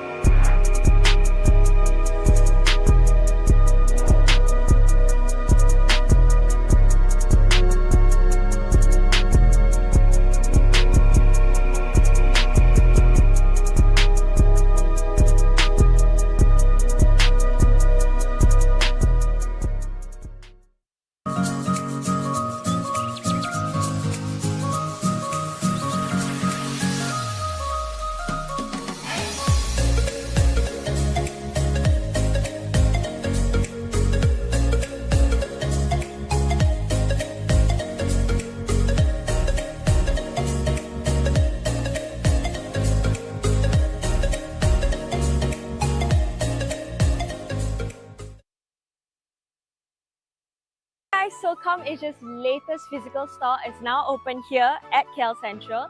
Let's check it out.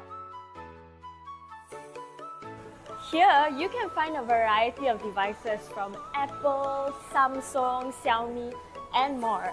And look how good they look. I can't believe they're second-hand devices.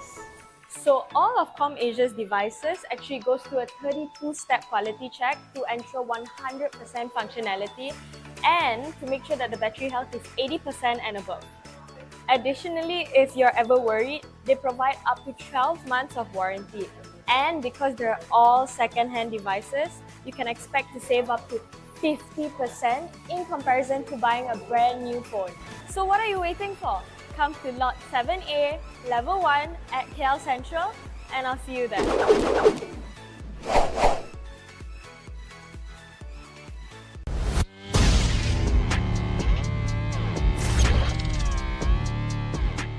Setiap hari merupakan cabaran baru untuk saya. Kebaikan teh hijau buk dengan aroma yang segar membantu saya secara fizikal dan mental.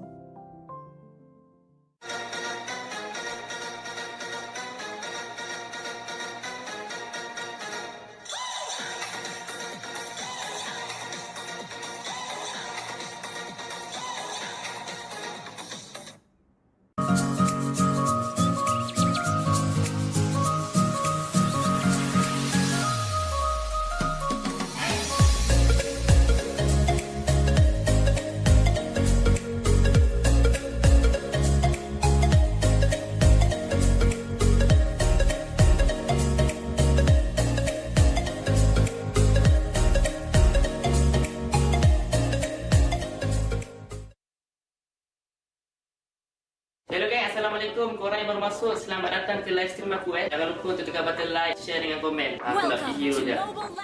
Ada orang tanya, kenapa setiap kali kalah aku asyik kena blame dengan kawan aku? Nampak guys?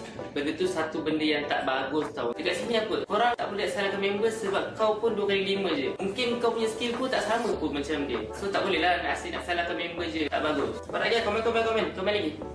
Kenapa aku asyik lose streak Kalau korang lose streak, maknanya korang ada ciri-ciri yang tak bagus, iaitu nafsu kan? Sebab apa korang nafsu? Sebab korang tak faham apa itu strategi, hero pick, kita punya meta, rotation, semua kena tahu. Kalau korang tak tahu benda tu, mesti korang akan main macam mana?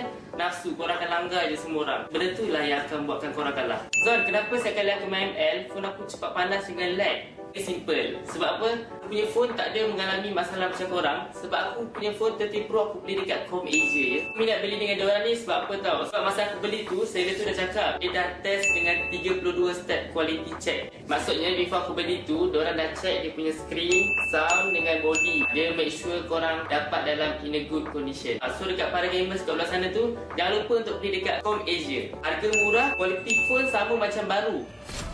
Alright guys, sampai sini je live aku. Terima kasih kepada yang dah menonton. Terima kasih yang dah like and share. Kita jumpa lagi pada stream yang akan datang guys. Assalamualaikum. Back again. Masa skrin dia nggak ada layar samsak? Back again. Back again. Back again. Jadiin mau lo with Infinix Note 30. Anti gabut, serba ngebut.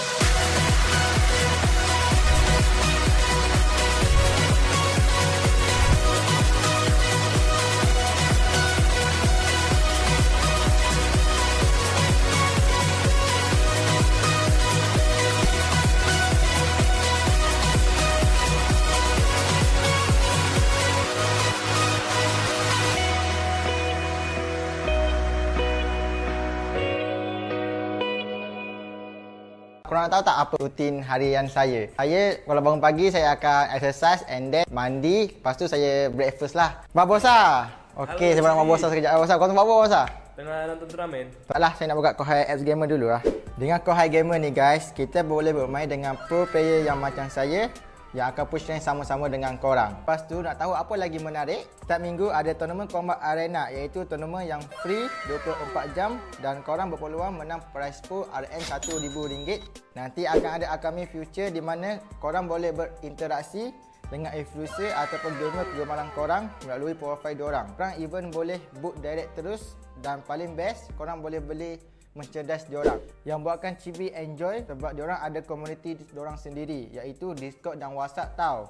Korang boleh borak-borak santai dengan player lain dan boleh dapatkan latest info dan pelbagai hadiah menarik percuma dari Kohai. Best kan Kohai Game App ni? Macam-macam ada. Jumpa Chibi di sana. Adu skill antar negara lebih mudah dan terjadwal di Kohai Scream Arena. Menangkan hadiah tiap minggunya dan buktikan timmu yang terbaik di Kohai Combat Arena. Turnamen online non-stop pertama di Indonesia. Hanya di Kohai Combat Arena. Ikuti kapan saja, di mana saja. Kohai Infinity, saatnya jadi pemenang. Tersedia di Play Store dan App Store.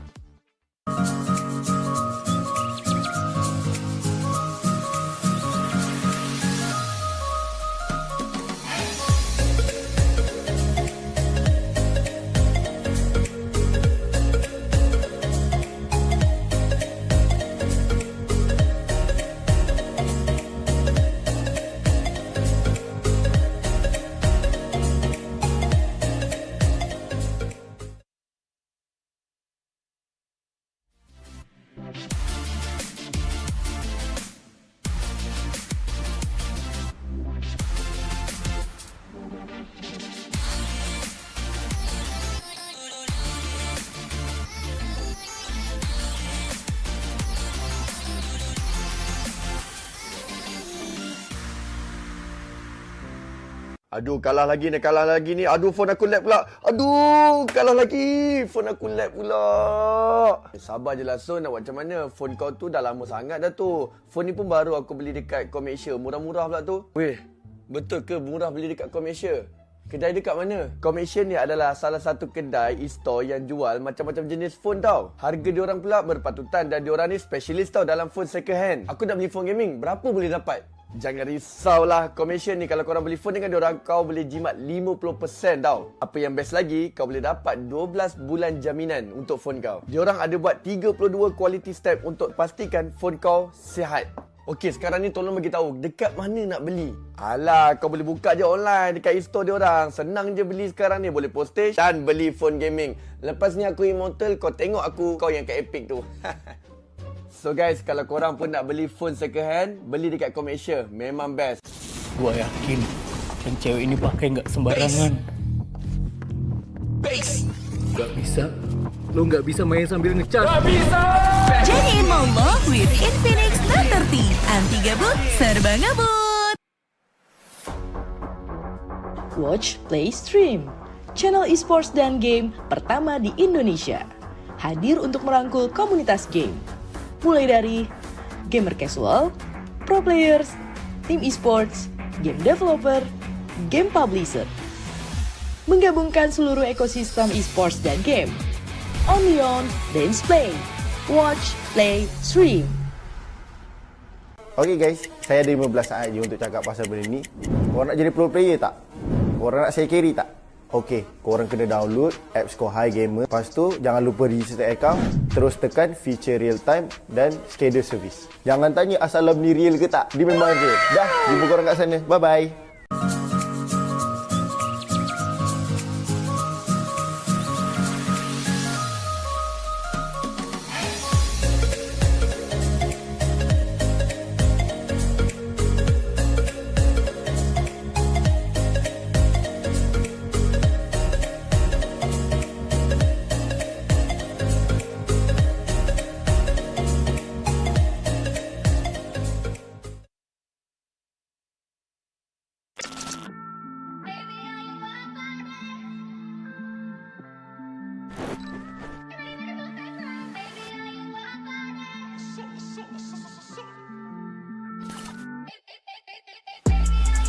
Ain't it different? I'll link my ting in LA.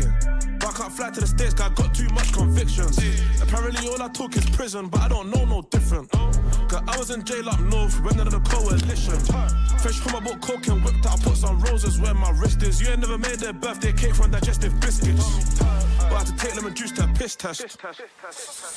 Every day I look up to the Lord, give thanks for all this litness. Come home fresh out the system, gymless. Running with smoke on my Jones. Pigs wood with a camera on me, not the one from Dipset. I still can't mix pleasure with business, sorry princess. I come a long way from bro.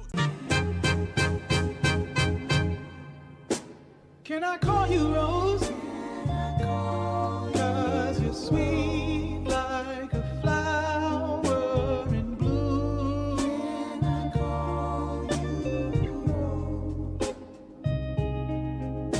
Can I call you Rose? 'Cause your fragrance takes over the room. Darling, I wanna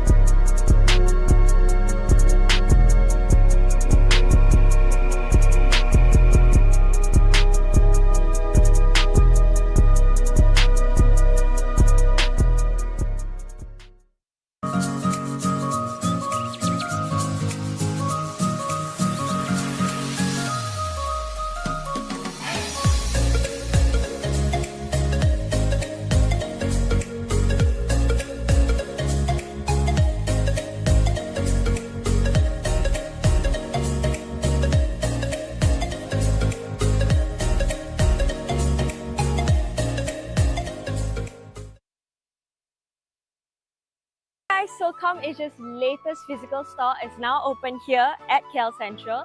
Let's check it out. Here, you can find a variety of devices from Apple, Samsung, Xiaomi, and more. And look how good they look. I can't believe they're second-hand devices. So all of ComAsia's devices actually goes through a 32-step quality check to ensure 100% functionality and to make sure that the battery health is 80% and above.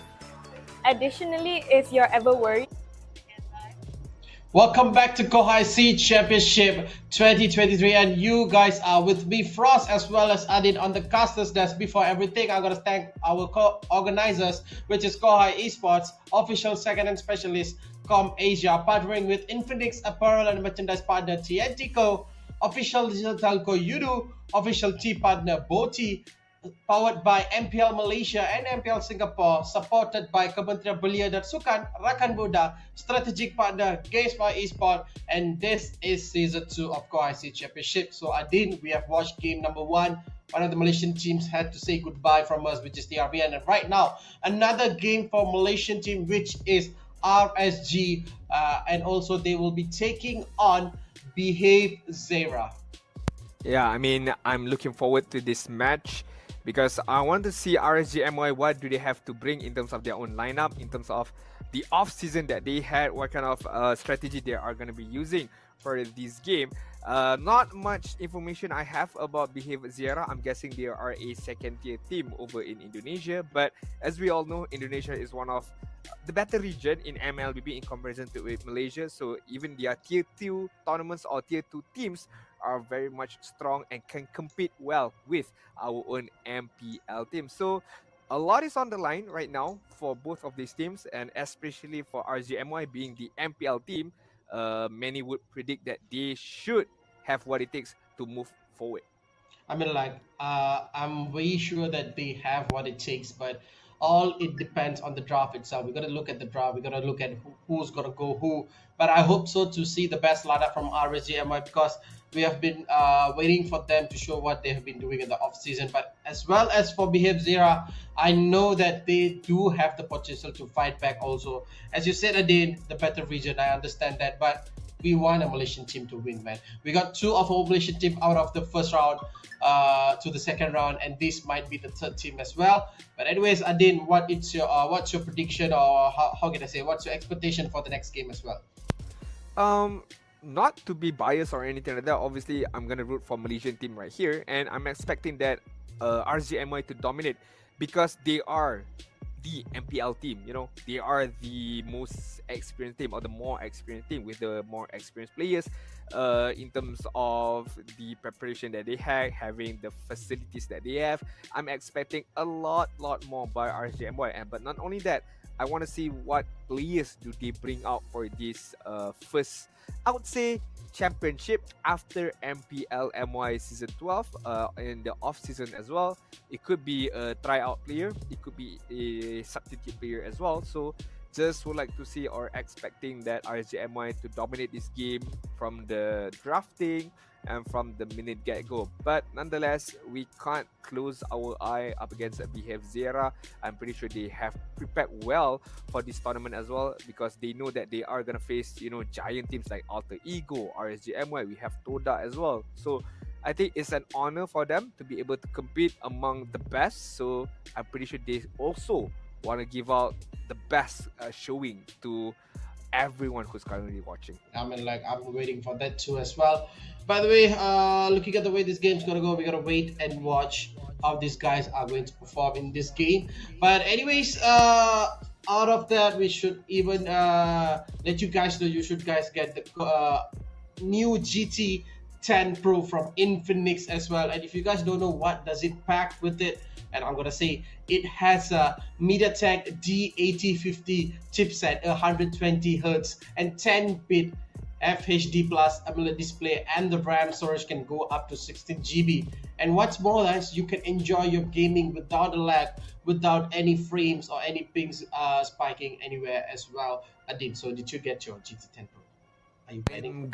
I'm gonna get it through Kohai, because I heard that Kohai has 1 unit of GT Tempo to be given to the viewers of Kohai C Championship. So make sure that you guys are in it as well to win this amazing prize by Kohai, sponsored also by our official smartphone partner, which is Infinix, to be able to walk away with 1 unit of Infinix GT 10 Pro. But then again, Frost, you have a good phone, you need a better digital telco, and Udo has got you covered. So make sure you guys register to Udo as well to enjoy unlimited benefits by Udo. But right now, we want to enjoy the unlimited joyfulness of watching RSGMY up against Behave XIERA. RSGMY is gonna have the opportunity to pick first on the blue side. Meanwhile, Behave XIERA is going to be on the red side. I mean, like looking at the ban itself, we can see that RSGMY is planning something on using a more mobile hero since they banned out Phobius on the first ban itself. So I mean, like first ban phase, so I can predict that they're gonna use somebody like Ling, maybe Arlot is out there, but Arlot's banned. I think there's still a lot more of mobile heroes to be used, to be captured here, but it just could be mind games being thrown out by RSGMY, just gonna be banning out the Phobius, and Behave Esports might think, okay, why are they banning this out? Maybe they want to go for a mobile hero, agile hero, and could be a factor for this game. But RSGMY is gonna get the benefits of Matilda as their very first pick. I really like this pickup. I'm pretty sure this hero should be banned in the first phase because the capability of Matilda to be able to join in team fights or rescue his own teammates is very much crucial. Not only that, with Photo as well, right? The new item, well, the latest item as well, being able to heal up your allies is super important. And looking at the draft that team Behave is bringing in, I mean, like I like the first 2 picks that they are showing here. It's nice to look at, you know, having the Balman as well as the Faramis over here. The Valentina is still open if they want to go for the Valentina, or even if they want to go for a direct counter, the Yif is still open. But I think to have the Yif in this stage is quite early. I think you can even go for that also. What do you think about that? I think it's okay to pick up the Yif to be able to slow down the pacing of Balman, but Valentina is super duper good, and knowing that Izanami is gonna be playing as well, he is a very much force on that Valentina. But as of now, it's gonna be the Gwyn as well as the Cloud. I think this is going to be a Gwyn jungle, no doubts about that, because Venugo is going to be playing it. So it allows Izanami a plethora of heroes to be chosen from if it's not banned. You know, you got, as you mentioned, Valentina, you got Yif, but another one is Lilia is still available. We seen that in the first game, how Lilia dominated in the game, the burst of damage, the mobility as well. I mean, she doesn't even need the Matilda help. She can only rely on her magic shoes to be able to run away. I mean, like both team drafts are looking pretty quite nice. Behave gets on the side of a big team fight. I mean, like it seemed like what happened in the first series as well. Looking at the draft is quite same. They want to go for the big bang team fights, you know, having the Minotaur coming in with the Meaning Fury, and then comes in the lethal counter. And if they didn't manage to get a kill and they get counter fought, they still have the Netherrealm for them. So Valentina will be out of it. They don't want to see another Netherrealm in the hands of RSGMY, since they already have the Matilda, you know, to disengage at any time they want with the Guiding Winds, and also to engage with the Circling Eagle. I mean, like, both of the drafts for now looking pretty much 50-50 for me. 50-50, but the fact that Faramis is being chosen to be paired up with the Belmont is quite good, because I feel like if you are opted to go for the Belmont composition, you would definitely need a support, be it Faramis, be it Angela, to be able to pump even more help onwards to this Belmont. And the fact that they have the Faramis with the Netherrealm, as you mentioned, being able to use it to prolong the team fight would be beneficial for Belmont. Looking at the bans right now, they did not opt to ban the Lilia, but they did ban the Terizla as well as the Valentina. So no Terizla can be used by Bronzy, but it's afraid not. They still have the Khalid, they still have the Lapu Lapu as well.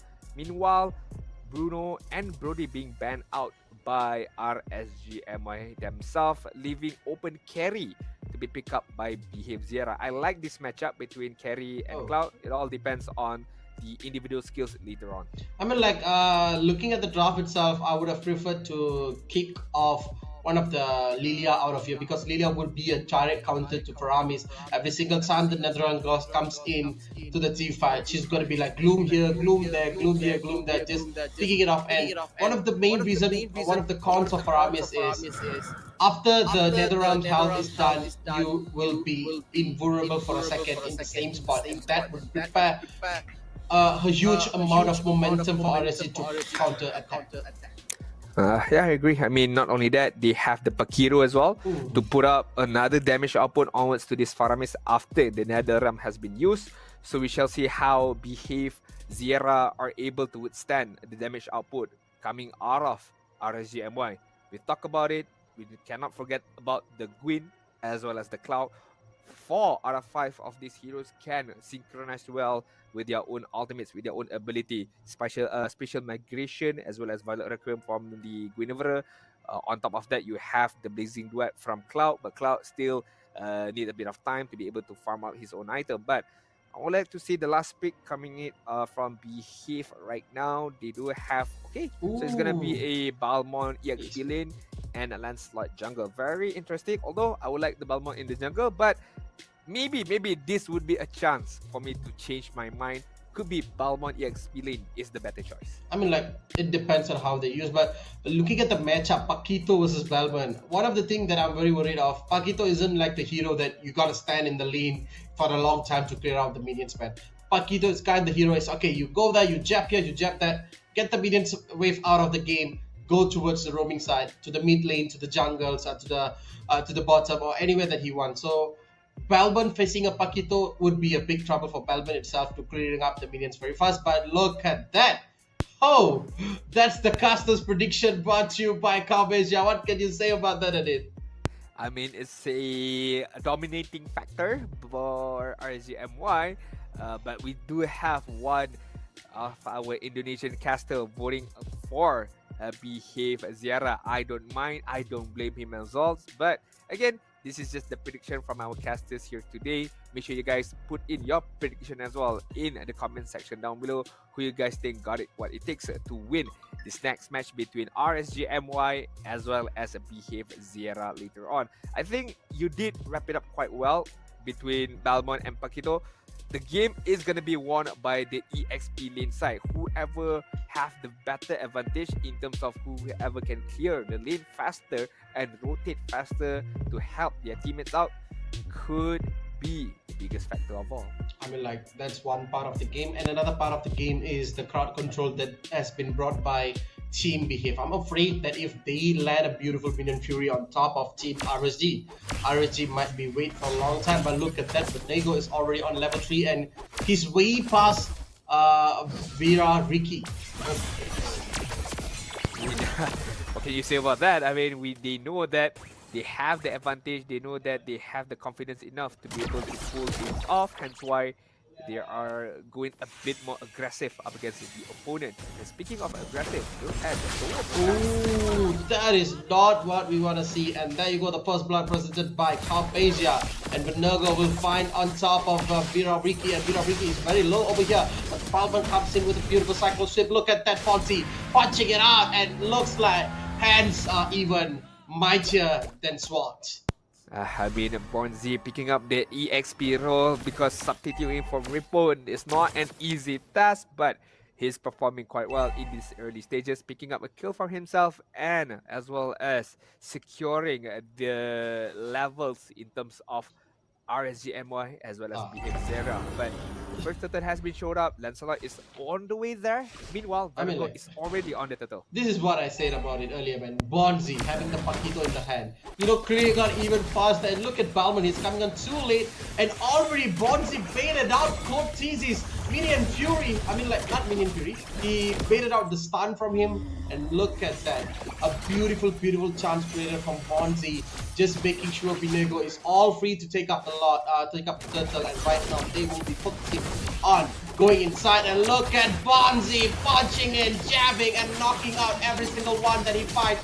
And Vera Ricky is not going anywhere. He will be eaten by the circling eagle. As well as right now, another beautiful knockup from Code TZ. And the Minion Fury will be coming in, but giving nothing to them. Benego secures 2 of It was a very interesting engagement, to be fair. Very aggressive by both sides. I gotta take a breather, I gotta relax a bit, and make sure everyone out there who's currently watching, make sure you guys use Comp Asia to be able to get much more benefit, to be able to get your second-hand device. And why don't you guys pair it up with Voodoo as well? Very, very optimal retail telco out there, because they are giving out 100 voucher of Comp Asia. But before that, Izarami and Stormsky are in trouble. But to be fair, Stormsky just gonna run away with the second eagle. He just stole Vira's orange buff, Adin.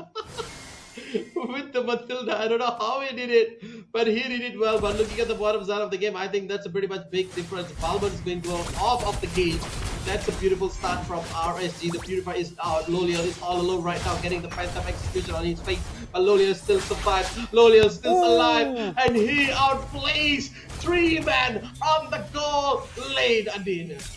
I mean, that just shows great mechanics by Lolial to be able to just dash away, wiggle away from the Tondros coming out of Ricky just now. Props to Ricky, trying to get the kill, but even bigger props to Lolial surviving that engagement right there, allowing himself to stay alive, to be able to pump up even more. But Bornzy, man, this guy, he wants to secure that EXP spot. I mean, look at that. As we talked in the early game, the fastest to clear the lane, the fastest to rotate, the easiest to work it out. And look at him.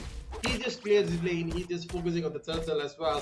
And he got 3 kills on his hand with the brace bite, and look at that. He gives a good punch as well. And there you go. Turtle has this lane presented by Comp Asia. Right now, Bonzi is all alive. They are trying to rush inside. And look at the beautiful counter from Code TZ, but Code TZ is pretty much low. And look at that, the Balbon's little counter secures one when Bonzi secures 1-2, and Bonzi will be going off to the base. You can be aggressive, but this is way too over for me. I think it's still fine. The fact that Wira Ricky are not able to get a single farm, and this buff actually stolen as well at the same time. Only level 6 up again. Venogo level 8 already, so 2 levels ahead. RSJMY are pushing on the envelope, not giving Behave XIERA any kind of space. And look at the top side as well. Lolial managed to secure 1 turret in his own hand. So RSJMY are in a good position, but one lapse moment, one big turnaround could be the game changer that Behave XIERA wants. I mean, like, looking at the goal lead itself, just a 2k lead, and if one team fight goes well for Behave XIERA, and that's it for RSJMY, they would give a comeback. For RSJMY, if they want to win the game, they need to be on point, consistent, and also make sure they get all of it. But look at that, Bonzi going in without a cannon. The wall gets knocked out by Minion Fury once again. I think that is not what we want to watch from RSJMY.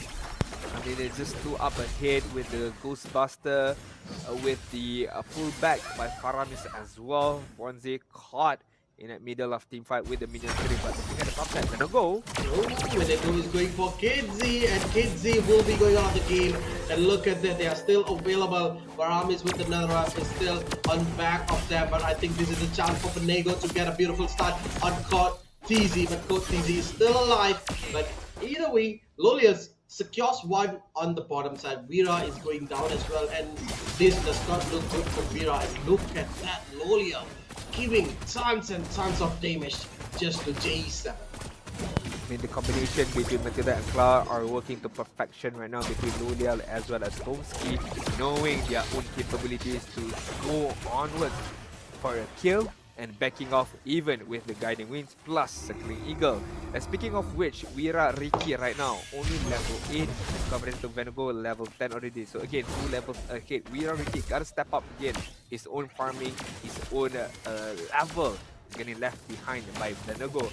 Behave XIERA, I think they are kind of pressed as of now, so they should do something about it. I'm not too sure if they should engage first, because they do have the parameters so they can wait out RSJMY. I mean, like, if they want to engage, they gotta watch out, because look at that, the beautiful stun is wasted from Behave, but that is the use chance for RSJMY. They will be going in with a blazing duet, and look at Bonzi punching everybody out, and that's a triple kill for him. And that is how you repay back your mistakes in the early game itself, and that's the triple kill brought you by Comp Asia. I I mean, just one single jab up ahead, knowing that there's no Faramis, there's no Netherrealm, there's no Shadow Stampede to be able to save anyone right there. So it's a go moment. It's a green flag for Bonzi to rack hammer up against Behave XIERA just now. A blunder of a moment by Behave XIERA, not synchronizing well because of their own skill set. But I mean, the fact that Bonzi managing to get that triple kill, you guys can enjoy the benefit of the giveaway code as just been shown to make sure you guys go to your in-game profile and redeem the giveaway. I mean, like, Bonzi was very aggressive in the early game. I thought that he was not good, but he just proved us wrong that he can do more than that. And that was a perfect choice of an example. How do they do that? He knows that he is quite up ahead. He knows that he has the damage output, the physical raw damage output to be dealt upon Behave XIERA. And when there is no Netherrealm, it's a go moment for him to be able to catch people on the back line. But if it's not enough, Lola still is enough damage output. Look at it, 1, 2, 3 hits up again. Ooh, Ricky, who almost falls down into the hands of Lola. And look at that, RGMY is back on the game with 12 kills on the hands, around 8k goal lead in their hands as well. And right now, Team Behave XIERA has to play a bit passive, and they tried to go in, but Bonzi, you've got a lot of damage with this Paquito. And we can even say that if you want to play against Belmont, you can go for Paquito. Looking like it, looking very much like it. So to those anyone out there who are facing a Belmont EXP lane, just pick up a Paquito, but make sure you guys have the mechanical skills to use it. You have enough micro skills to use the Paquito to have a big advantage up against the Belmont. But right now, speaking of advantage, RGMY enjoying a big advantage. Venom, go! Jumps in right over the wall, and that's the new thing that Vinway can do. She can jump over the wall quite far. So you guys should be worried about that. But Code Z is just talking up in the air. Nobody is getting caught in the way also. And right now, look at that. RGMY is pressuring a lot on Behave, and they might push in right now. Look at that. They try to defend, but they can't get anything. Code Z uses up the flicker just to run away from the death that been caused. So there is no flicker plus minion stick can be used by Uzi. It may be used traditionally, but Bonzi is not going to allow that thing to happen as of now. Izanami, meanwhile Somsky and Lolias on the bot side, clearing up all three inhibitor turrets in one go. I mean, like, they had the chance, why don't they take it? That's it. But look at Izanami going in with a beautiful stun. Glooms comes in, but right now Bonzi will be punching up everybody, but Venego gets up once, and right now they are not stopping with that. Lolial will be dealing out tons of damage on the side as well, and this might be it for Behave, because look at the tower, chipping away everything. Lolial's last bit of health, and the turret will go down and out. Looks like, yes, Bonzi will punch it out, but still the crystal is surviving on the last bit of health. RNGMY in the brink of victory. They did a mistake. They were too offensive. They were too focused on the crystal, and they forgot they didn't have a minion inside it. The fact that you were so close to say the game was ending. Yeah. I was like, it's the last bit of health. Last bit of health. I mean, RGMY knows that they cannot push, go aggressive to get the win. Behave XIERA still lives for another day. Oh, what a moment right there. So to award that moment, so make sure you guys go to tntco.co. That is the official website of TNTCO, and claim that 10 ringgit voucher to be able to purchase your very own TNTCO merchandise. Again, I did mention I have all three, and I can vouch for you guys. The quality is good, it's very comfortable, and very much stylish. You guys can wear it for any occasion. I'm still thinking about the way that you just told me. I mean, like, who wouldn't do that? You saw the health of the crystal, right? I mean, it was so close. It was super close. If I was you as well, I mean, I would say that okay, the game is gonna end. But there was one pixel of health on that crystal, and Behave XIERA still lived for another day. I mean, like, even they proved to us that even there's one health on the crystal, you can still be the game into the pace, and they did it well. I mean, the defend from Behave, they really need third class for them, you know, man. They did really defend well, and right now the Lord will be slain as well, and that is presented by Comp Asia right now with the Luminous Lord. And I'm quite afraid how Behave XIERA will be protecting the Lord. And looking at the way Vera Ricky zoned out from the game side, Vera Ricky doesn't have any minions, and look at the damage, he might go off, and there you go. He just got an instant recall. I mean, that's not good. XIERA should be enough one time for Ricky to get back up again, to be able to defend this Lord, who is currently marching on the mid side. Bonzi is on the top side. I mean, if we take a look at the item as well, we all know that RZMY is up hit. The photo item, as I mentioned, on the Stormski's hand, so be able to heal much more with this particular item, Flask of the Oasis. Yeah, and right now the Crystal is in danger, and for now it's a real big danger. Look at that, Pinago comes in with a beautiful block up, and they will be forcing Team Behave to go out, and this time it's a sure win for RZMY. It's not a mistake, it's a sure Crystal down. It's a sure win by RZMY. The second time around, the second Lord was needed for RZMY to be able to get that victory, but honestly, Bonzi, what a debut with RZMY just now. What a first game by this guy. Just a menace.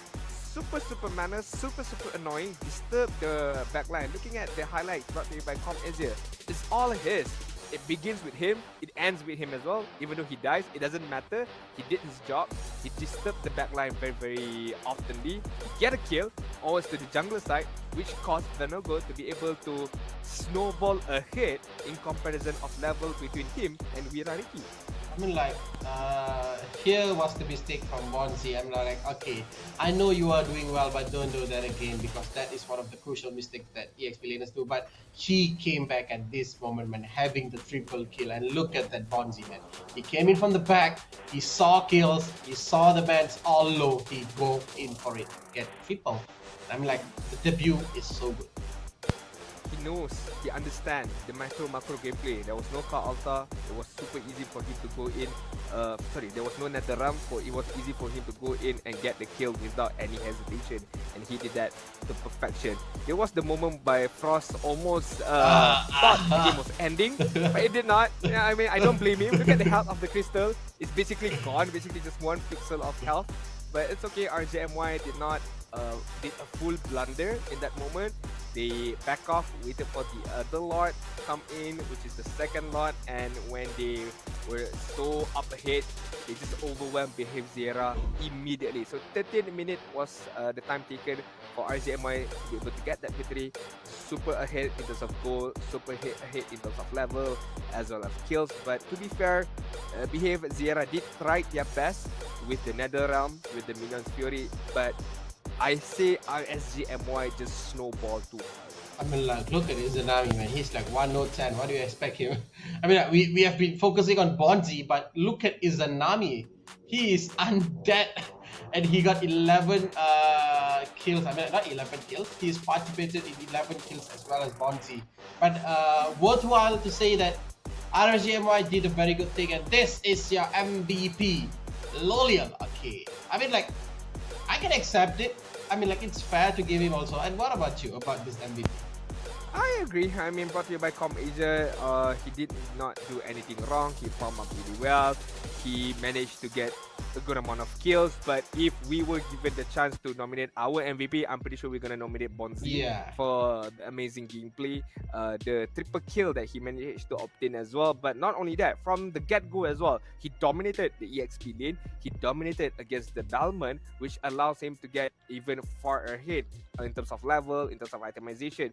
And the most crucial part was he managed to get a kill against Wirariki, which allows Venogo, his own jungler, to be ahead in terms of level, in terms of purple buff stolen, orange buff stolen, and overall he opens up the game so much for RZMY. I mean, like, this is the kind of debut that you want to give on a tournament that's going international, man. So I think that is a worth debut Bonzi. Definitely, it's gonna open up some eyes, because if I'm not mistaken, he is still a free agent, so who knows, he might be picked up by any other teams out there. But before we take our short break, I would just like to remind you guys, the biggest event of all, One Piece Asia Tour in Jakarta. So make sure you guys get the tickets, or you can get the buy one a free one ticket for the One Piece Asia Tour. Use the promo code Kohai One Piece to enjoy yourself. The biggest, tallest action figure of One Piece characters with 360 degrees view, and make sure you guys snap a lot of pictures, make your own vlog, and post it on your social media. And make sure when you post it on today's, you guys use our hashtag, which is Challenge the Titan, Born to be Pro, and Kohai Sea Championship S2. And that's it for game number 1. And we will be back for game number 2. So make sure you guys don't go anywhere. Stay tuned with us in Kohai Sea Championship Season 2.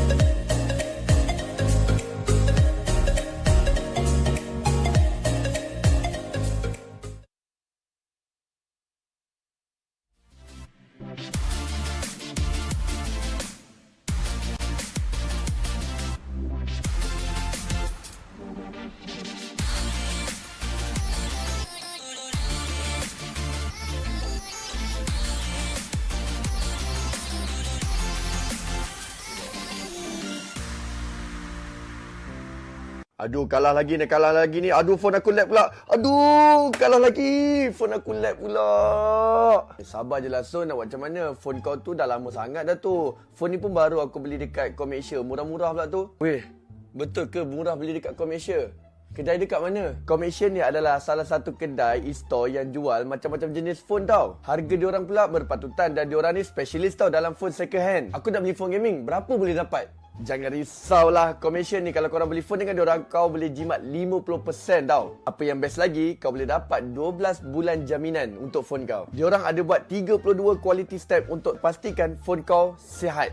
Okey, sekarang ni tolong bagi tahu dekat mana nak beli. Alah, kau boleh buka je online dekat e-store diorang. Senang je beli sekarang ni, boleh postage dan beli phone gaming. Lepas ni aku immortal, kau tengok aku, kau yang kat Epic tu.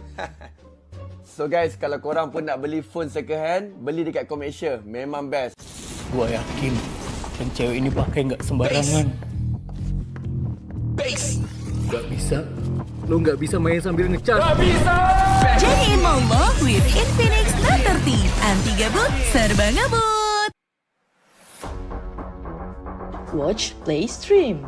Channel esports dan game pertama di Indonesia. Hadir untuk merangkul komunitas game. Mulai dari gamer casual, pro players, tim esports, game developer, game publisher. Menggabungkan seluruh ekosistem esports dan game. Only on Dance Play. Watch, play, stream. Okay guys, saya ada 15 saat je untuk cakap pasal benda ni. Korang nak jadi pro player tak? Korang nak saya carry tak? Okey, korang kena download apps Kohai Gamer. Lepas tu, jangan lupa register account. Terus tekan feature real time dan schedule service. Jangan tanya asal ni real ke tak. Dia memang real. Dah, jumpa korang kat sana. Bye-bye.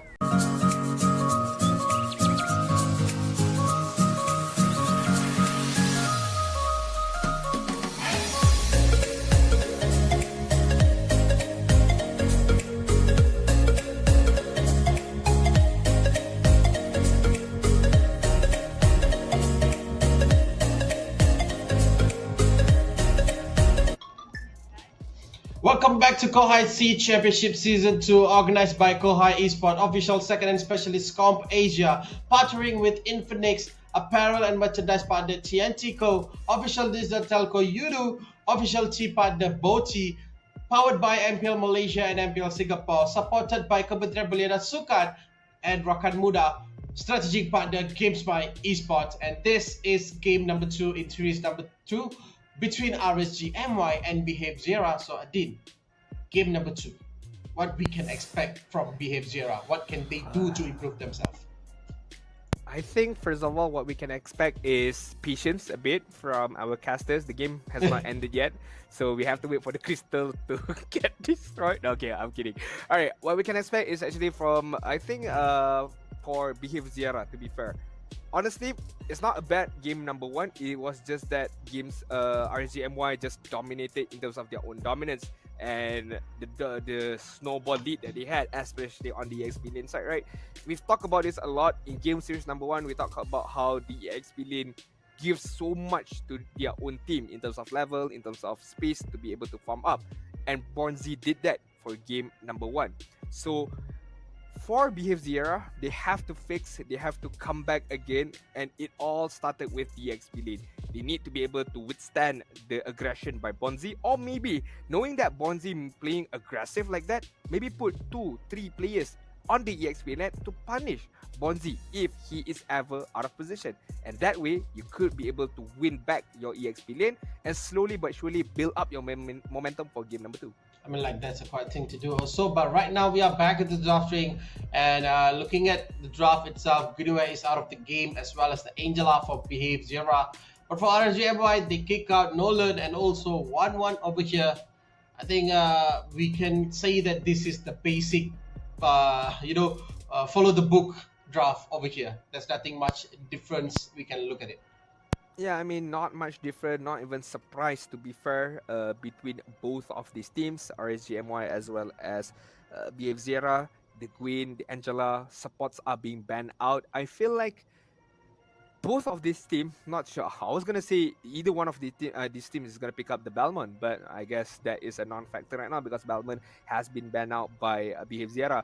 It opens up a lot of pieces to be picked up. One of it is Joy. We haven't seen a lot of Joy tonight, but then again, we cannot able to see it again because it has been banned out by RSGMY, and Arlot is a quick pickup by Behave XIERA. Okay, I think having the Arlot early itself is not the best choice for me, because one of the stuff about Arlot is once you get the Arlot in the early pick, you can always counter him with Matis, Yuzong, and heroes like that, and there comes one of the best counter that I have seen to face Arlot, Frederick. He's going to be taunting it again and again, and you can't even move with your vengeance. Of course, I mean, with the energy eruption and now with the help of Matilda as well to bring that Frederick into that team fight or back out of team fight, it's going to help the Frederick a lot. But then, I think Arlot still have the capability to go on the back line. I think that is the main prioritization for Arlot, to be able to go behind, to be able to go on the back lane, to be able to destroy the opponent marksman in team fight in terms of objective. Definitely the biggest job scope of Arlot is to disturb the retribution holder, and right now I'm guessing it's gonna be the Fredrin to be able to use the final slash to distance the Fredrin away from the neutral objective could be the main idea by Arlot. Now they put on top of that with the NetherRealm and Blazing Duet. It makes up a very good AoE team fight for Behave XIERA as of now. I mean, like, looking itself, it is good, it is nice, looking quite strong for the first 3, but Valentina coming in. Okay, the question is for you, Adin. Who do you prefer to steal? Is it Arlot's final slash or Farami's NetherRealm? 100% NetherRealm right here. If it's in this situation, NetherRealm provides you a lot more. The fact that you have a Matilda with the healing itself, with the Flask of the Oasis later on, Fredrin is gonna be unbeatable. Fredrin cannot die. Even if Fredrin dies, the NetherRealm is gonna help him out a lot, trying to secure the neutral objective, or as you mentioned, to be able to be the frontliner, to use the energy eruption to crowd control everybody on the side of Behave XIERA. So not only that, I mean, we haven't seen the gold laner yet for RSGMY, but the NetherRealm will also help Loliels to be able to save himself, or to be able for Loliel to go even further up ahead, be more aggressive onwards to Behave XIERA. And that is why they are kicking out Brody once again. And right now the last choice for them, maybe Bruno will be kicked out again. But if Bruno is opened up, I'm sure that Loliel will go for the Bruno pick as well. But this is the last ban from both of the teams, and Minotaur will be out of it, because one of the greatest combo with the Faramis and also with the Cloud is Minotaur as well. So they don't want this Minotaur, going around here and there, knocking every single one out of the game. And right now, the last ban from Team Behave will be most probably another marksman. Most probably another marksman. Bruno is still available to be banned out. 1-1 has been banned out by RSGMY. But then again, RSGMY, when I take a look at Lolials, I do remember they do have like a secret pickpocket strat they can use, which is the Harith.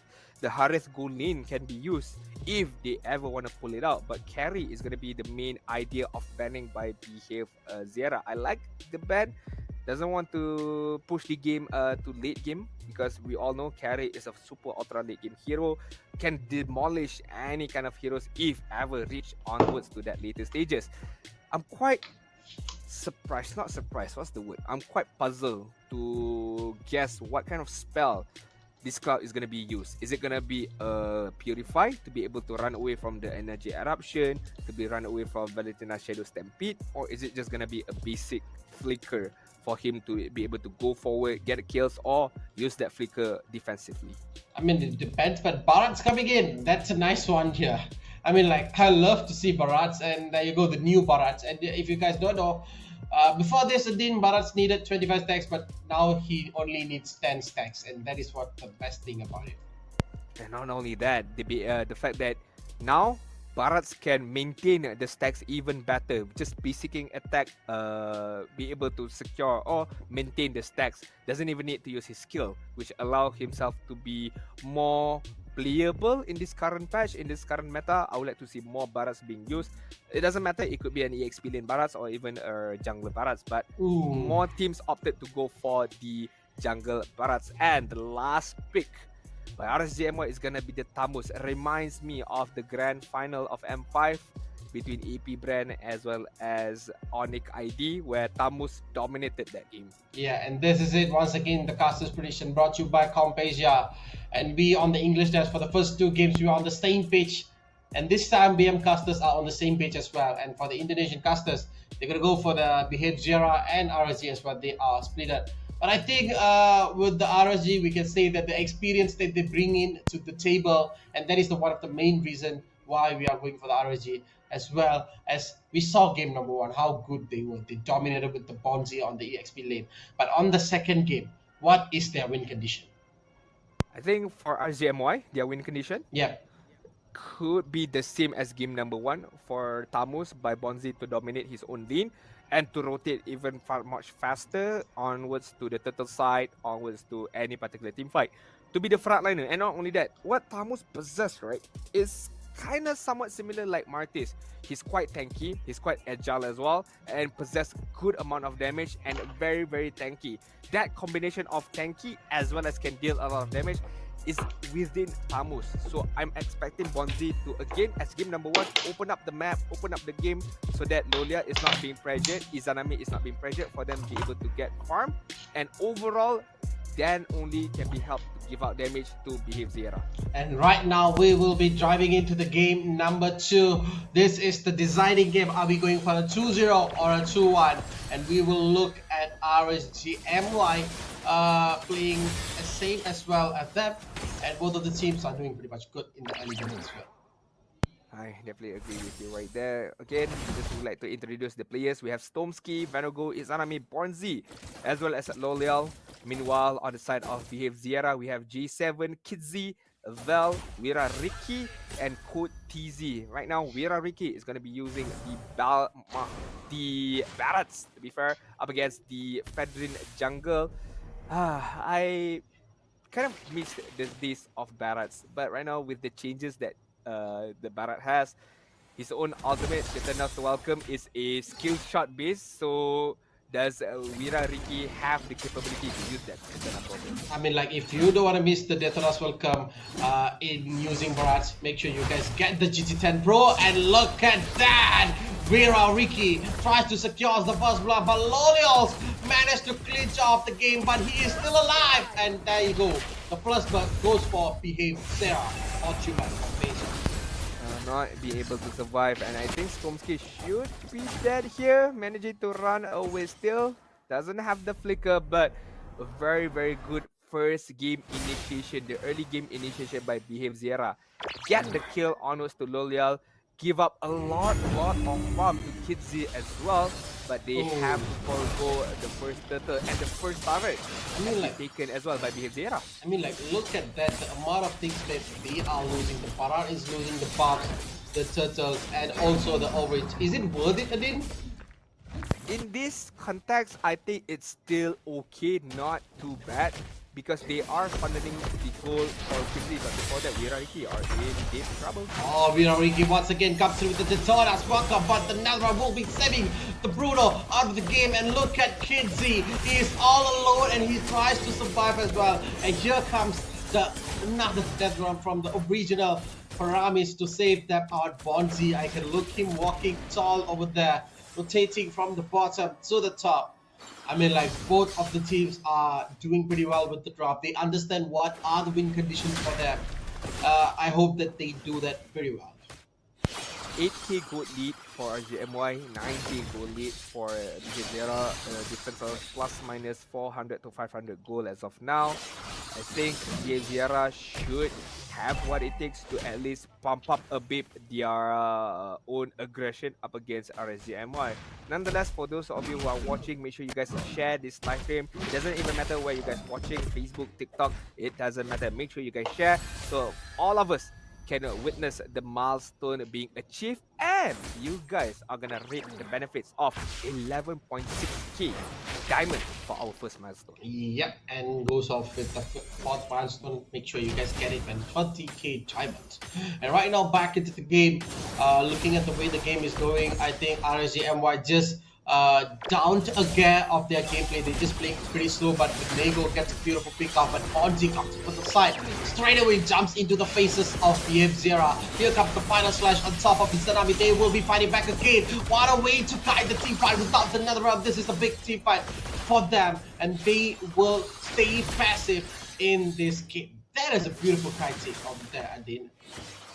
I mean, showing the prowess and the experience of an MPL team, knowing when to kite the abilities, knowing when to go, when to back off as well. This shows the dominance of RSGMY, but XIERA, props to them.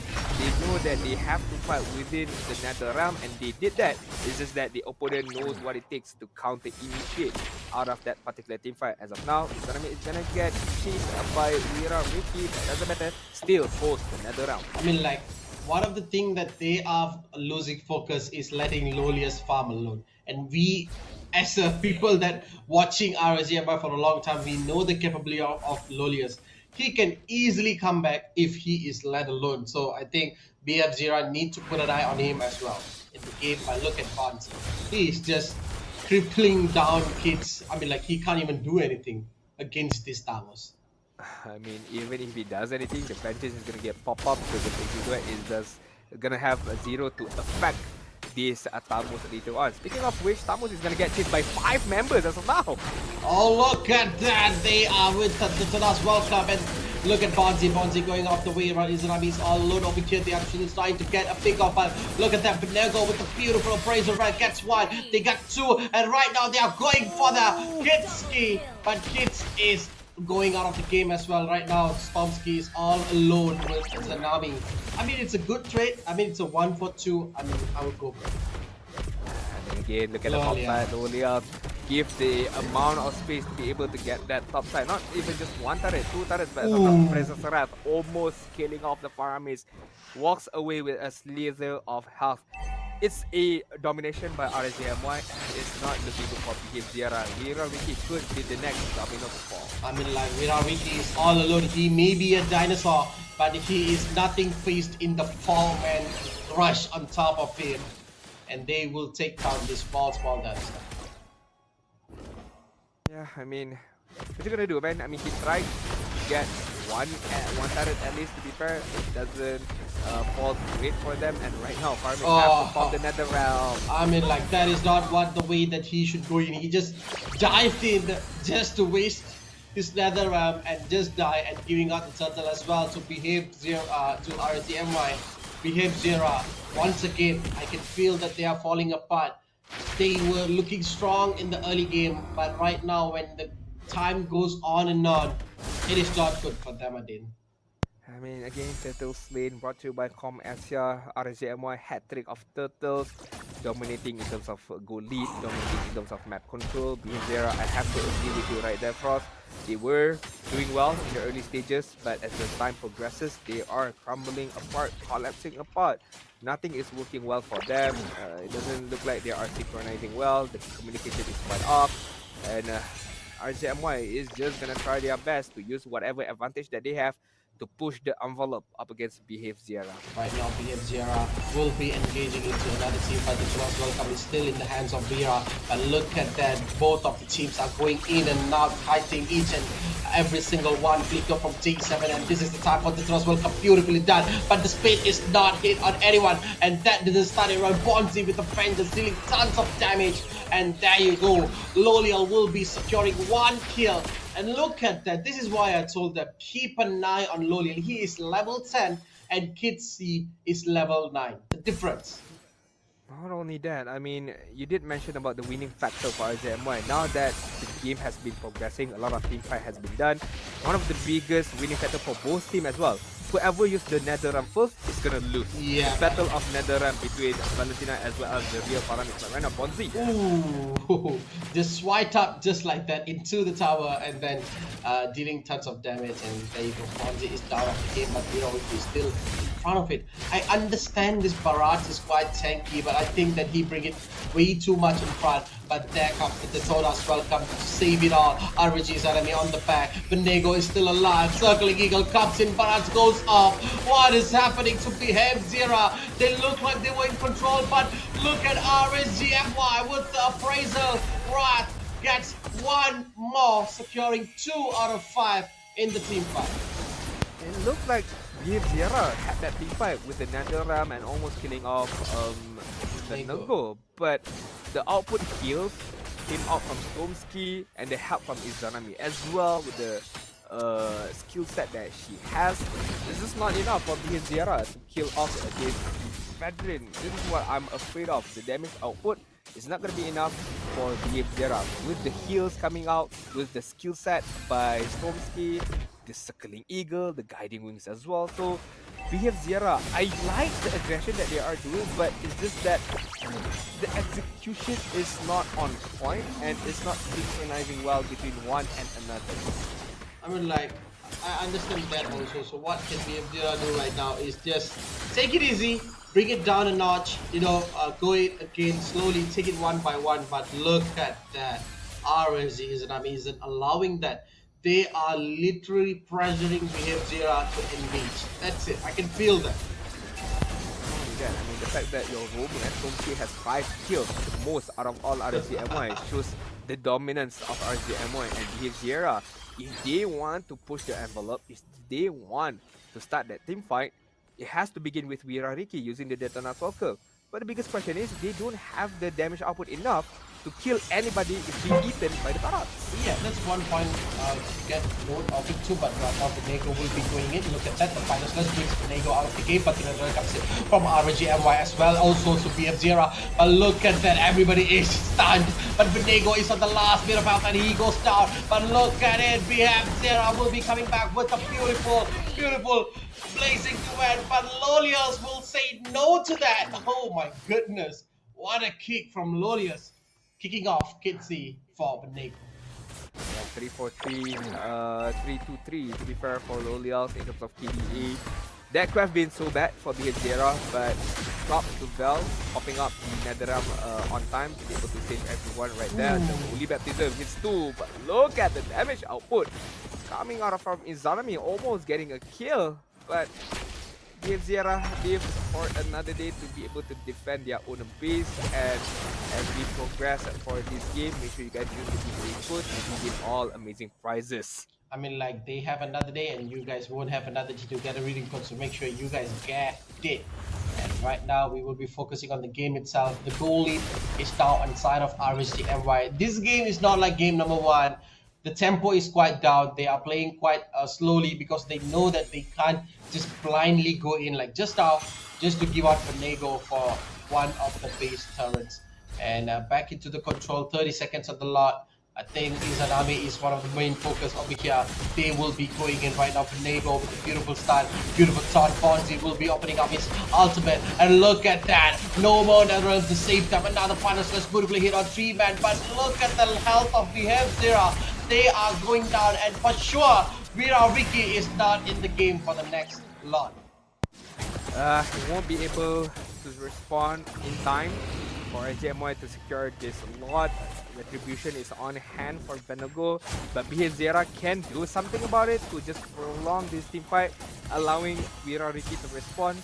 But with the lesser manpower and RSGMY holding on to the positioning quite well, it's gonna be again another easy free lot for RSGMY. Lot you by Com Asia. XIERA have to build up their defensive wall, their great wall right now to be able to again put up a good high ground defense and try their best to crawl their way back. And if we talk about the high ground defense, the things that they have is just tankiness. Is Vaylee quite enough to deal a lot of damage to the lot? I think no. The only one that can deal a lot of damage to the lot is Kitsi. But right now, look at that. The Gentleman welcome will get Izanami out of the game, and this is not what we wanted to look at. At the moment of lot nearly reaching the base, this is quite sad for us.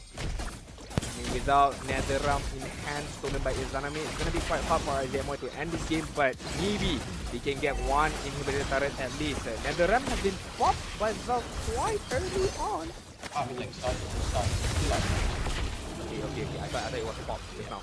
RSGMY trying their best with another wave of minion on this side. Should be able to get this inhibitor turret. Look at Tumki just being a menace on the bot side. I mean, like, Nego still dealing a lot of damage, and Bonzi is all alone here. Look at that. Lolius is untouched at all. And Lolius is just kicking balls all day long, and they will get one. And Lolius is still alive. Lolius kicks it off with the game. Look at Vira Ricky goes off, even though the Nitros will come. Is there? Lolius. Nobody was focusing on Lolius on the team fight, and that has cost them a big loss. No more J7, no more Vira to defend them, no more defensive player. This might be it, the end of them. Bonzi gets one. They will go in for the crystal and secures a 2-0 clean victory from RSGMY, the third team from Malaysia to go into the round of 16 in Kohai C Championship Season 2. Indeed. Good job to RSGMY and good game, well played to XIERA just now. I would say my MVP for this game is gonna be Stormski. He saved Izanami, he saved Lolial quite a lot of time as well with the Circling Eagle, with the Guiding Winds as well, and especially with the Flask of the Oasis. Lolial's health was at half, but the fact that he got healed by Stormski, his health was back to full and allow Lolius to go even further. And right now, as we take a look at the highlight replay brought to you by Com Asia, our second-hand specialist, just look at how RSGMY dominated and look at the positioning of themselves, how they kited, how they maneuver around, and this Circling Eagle, Guiding Winds as well. My god, bringing Venogo to the back line. Okay, it's a super hard thing to do for a Fedrin without any mobility to go behind, but with Matilda, it unlocks that ability. For that reason itself, we can give the MVP to Stormski. But anyways, looking at every single team fight, and one of the reasons why they lost to RSGMY is they let Lolius all alone. They let Lolius all alone in the lane. He got the farm, he got 2 towers down, and look at him. Look at Lolial. Nobody is going on top of him, man. He's like too free. Too free, too easy for Lolials. Nobody focusing down on him. And to be fair, who can even go to the back line? I mean, yes, G7 could do it.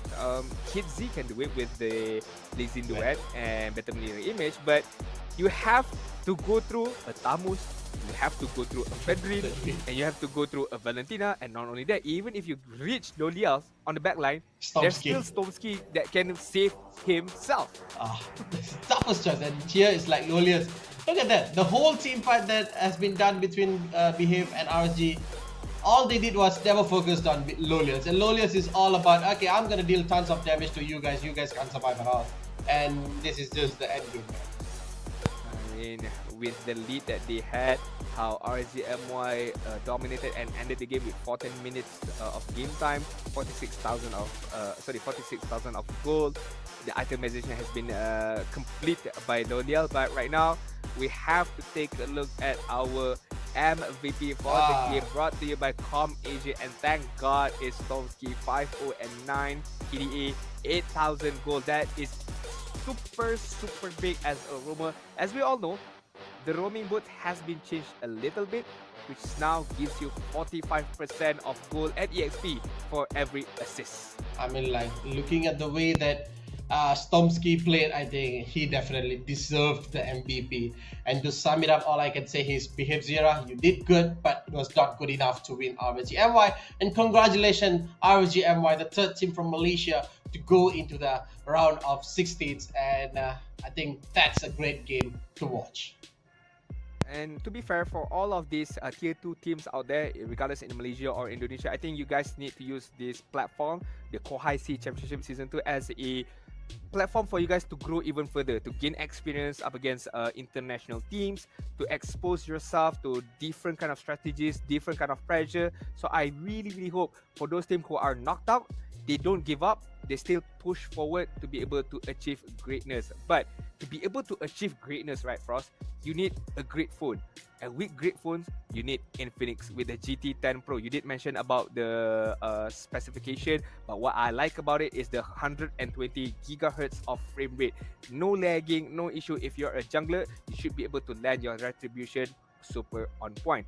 But if you want a good connection, you have to register for Yudo. Make sure you guys register with Yudo. There's a lot of amazing prizes, a lot of amazing giveaways from Yudo as well. And did you know that Yudo and Com Asia has collaborated?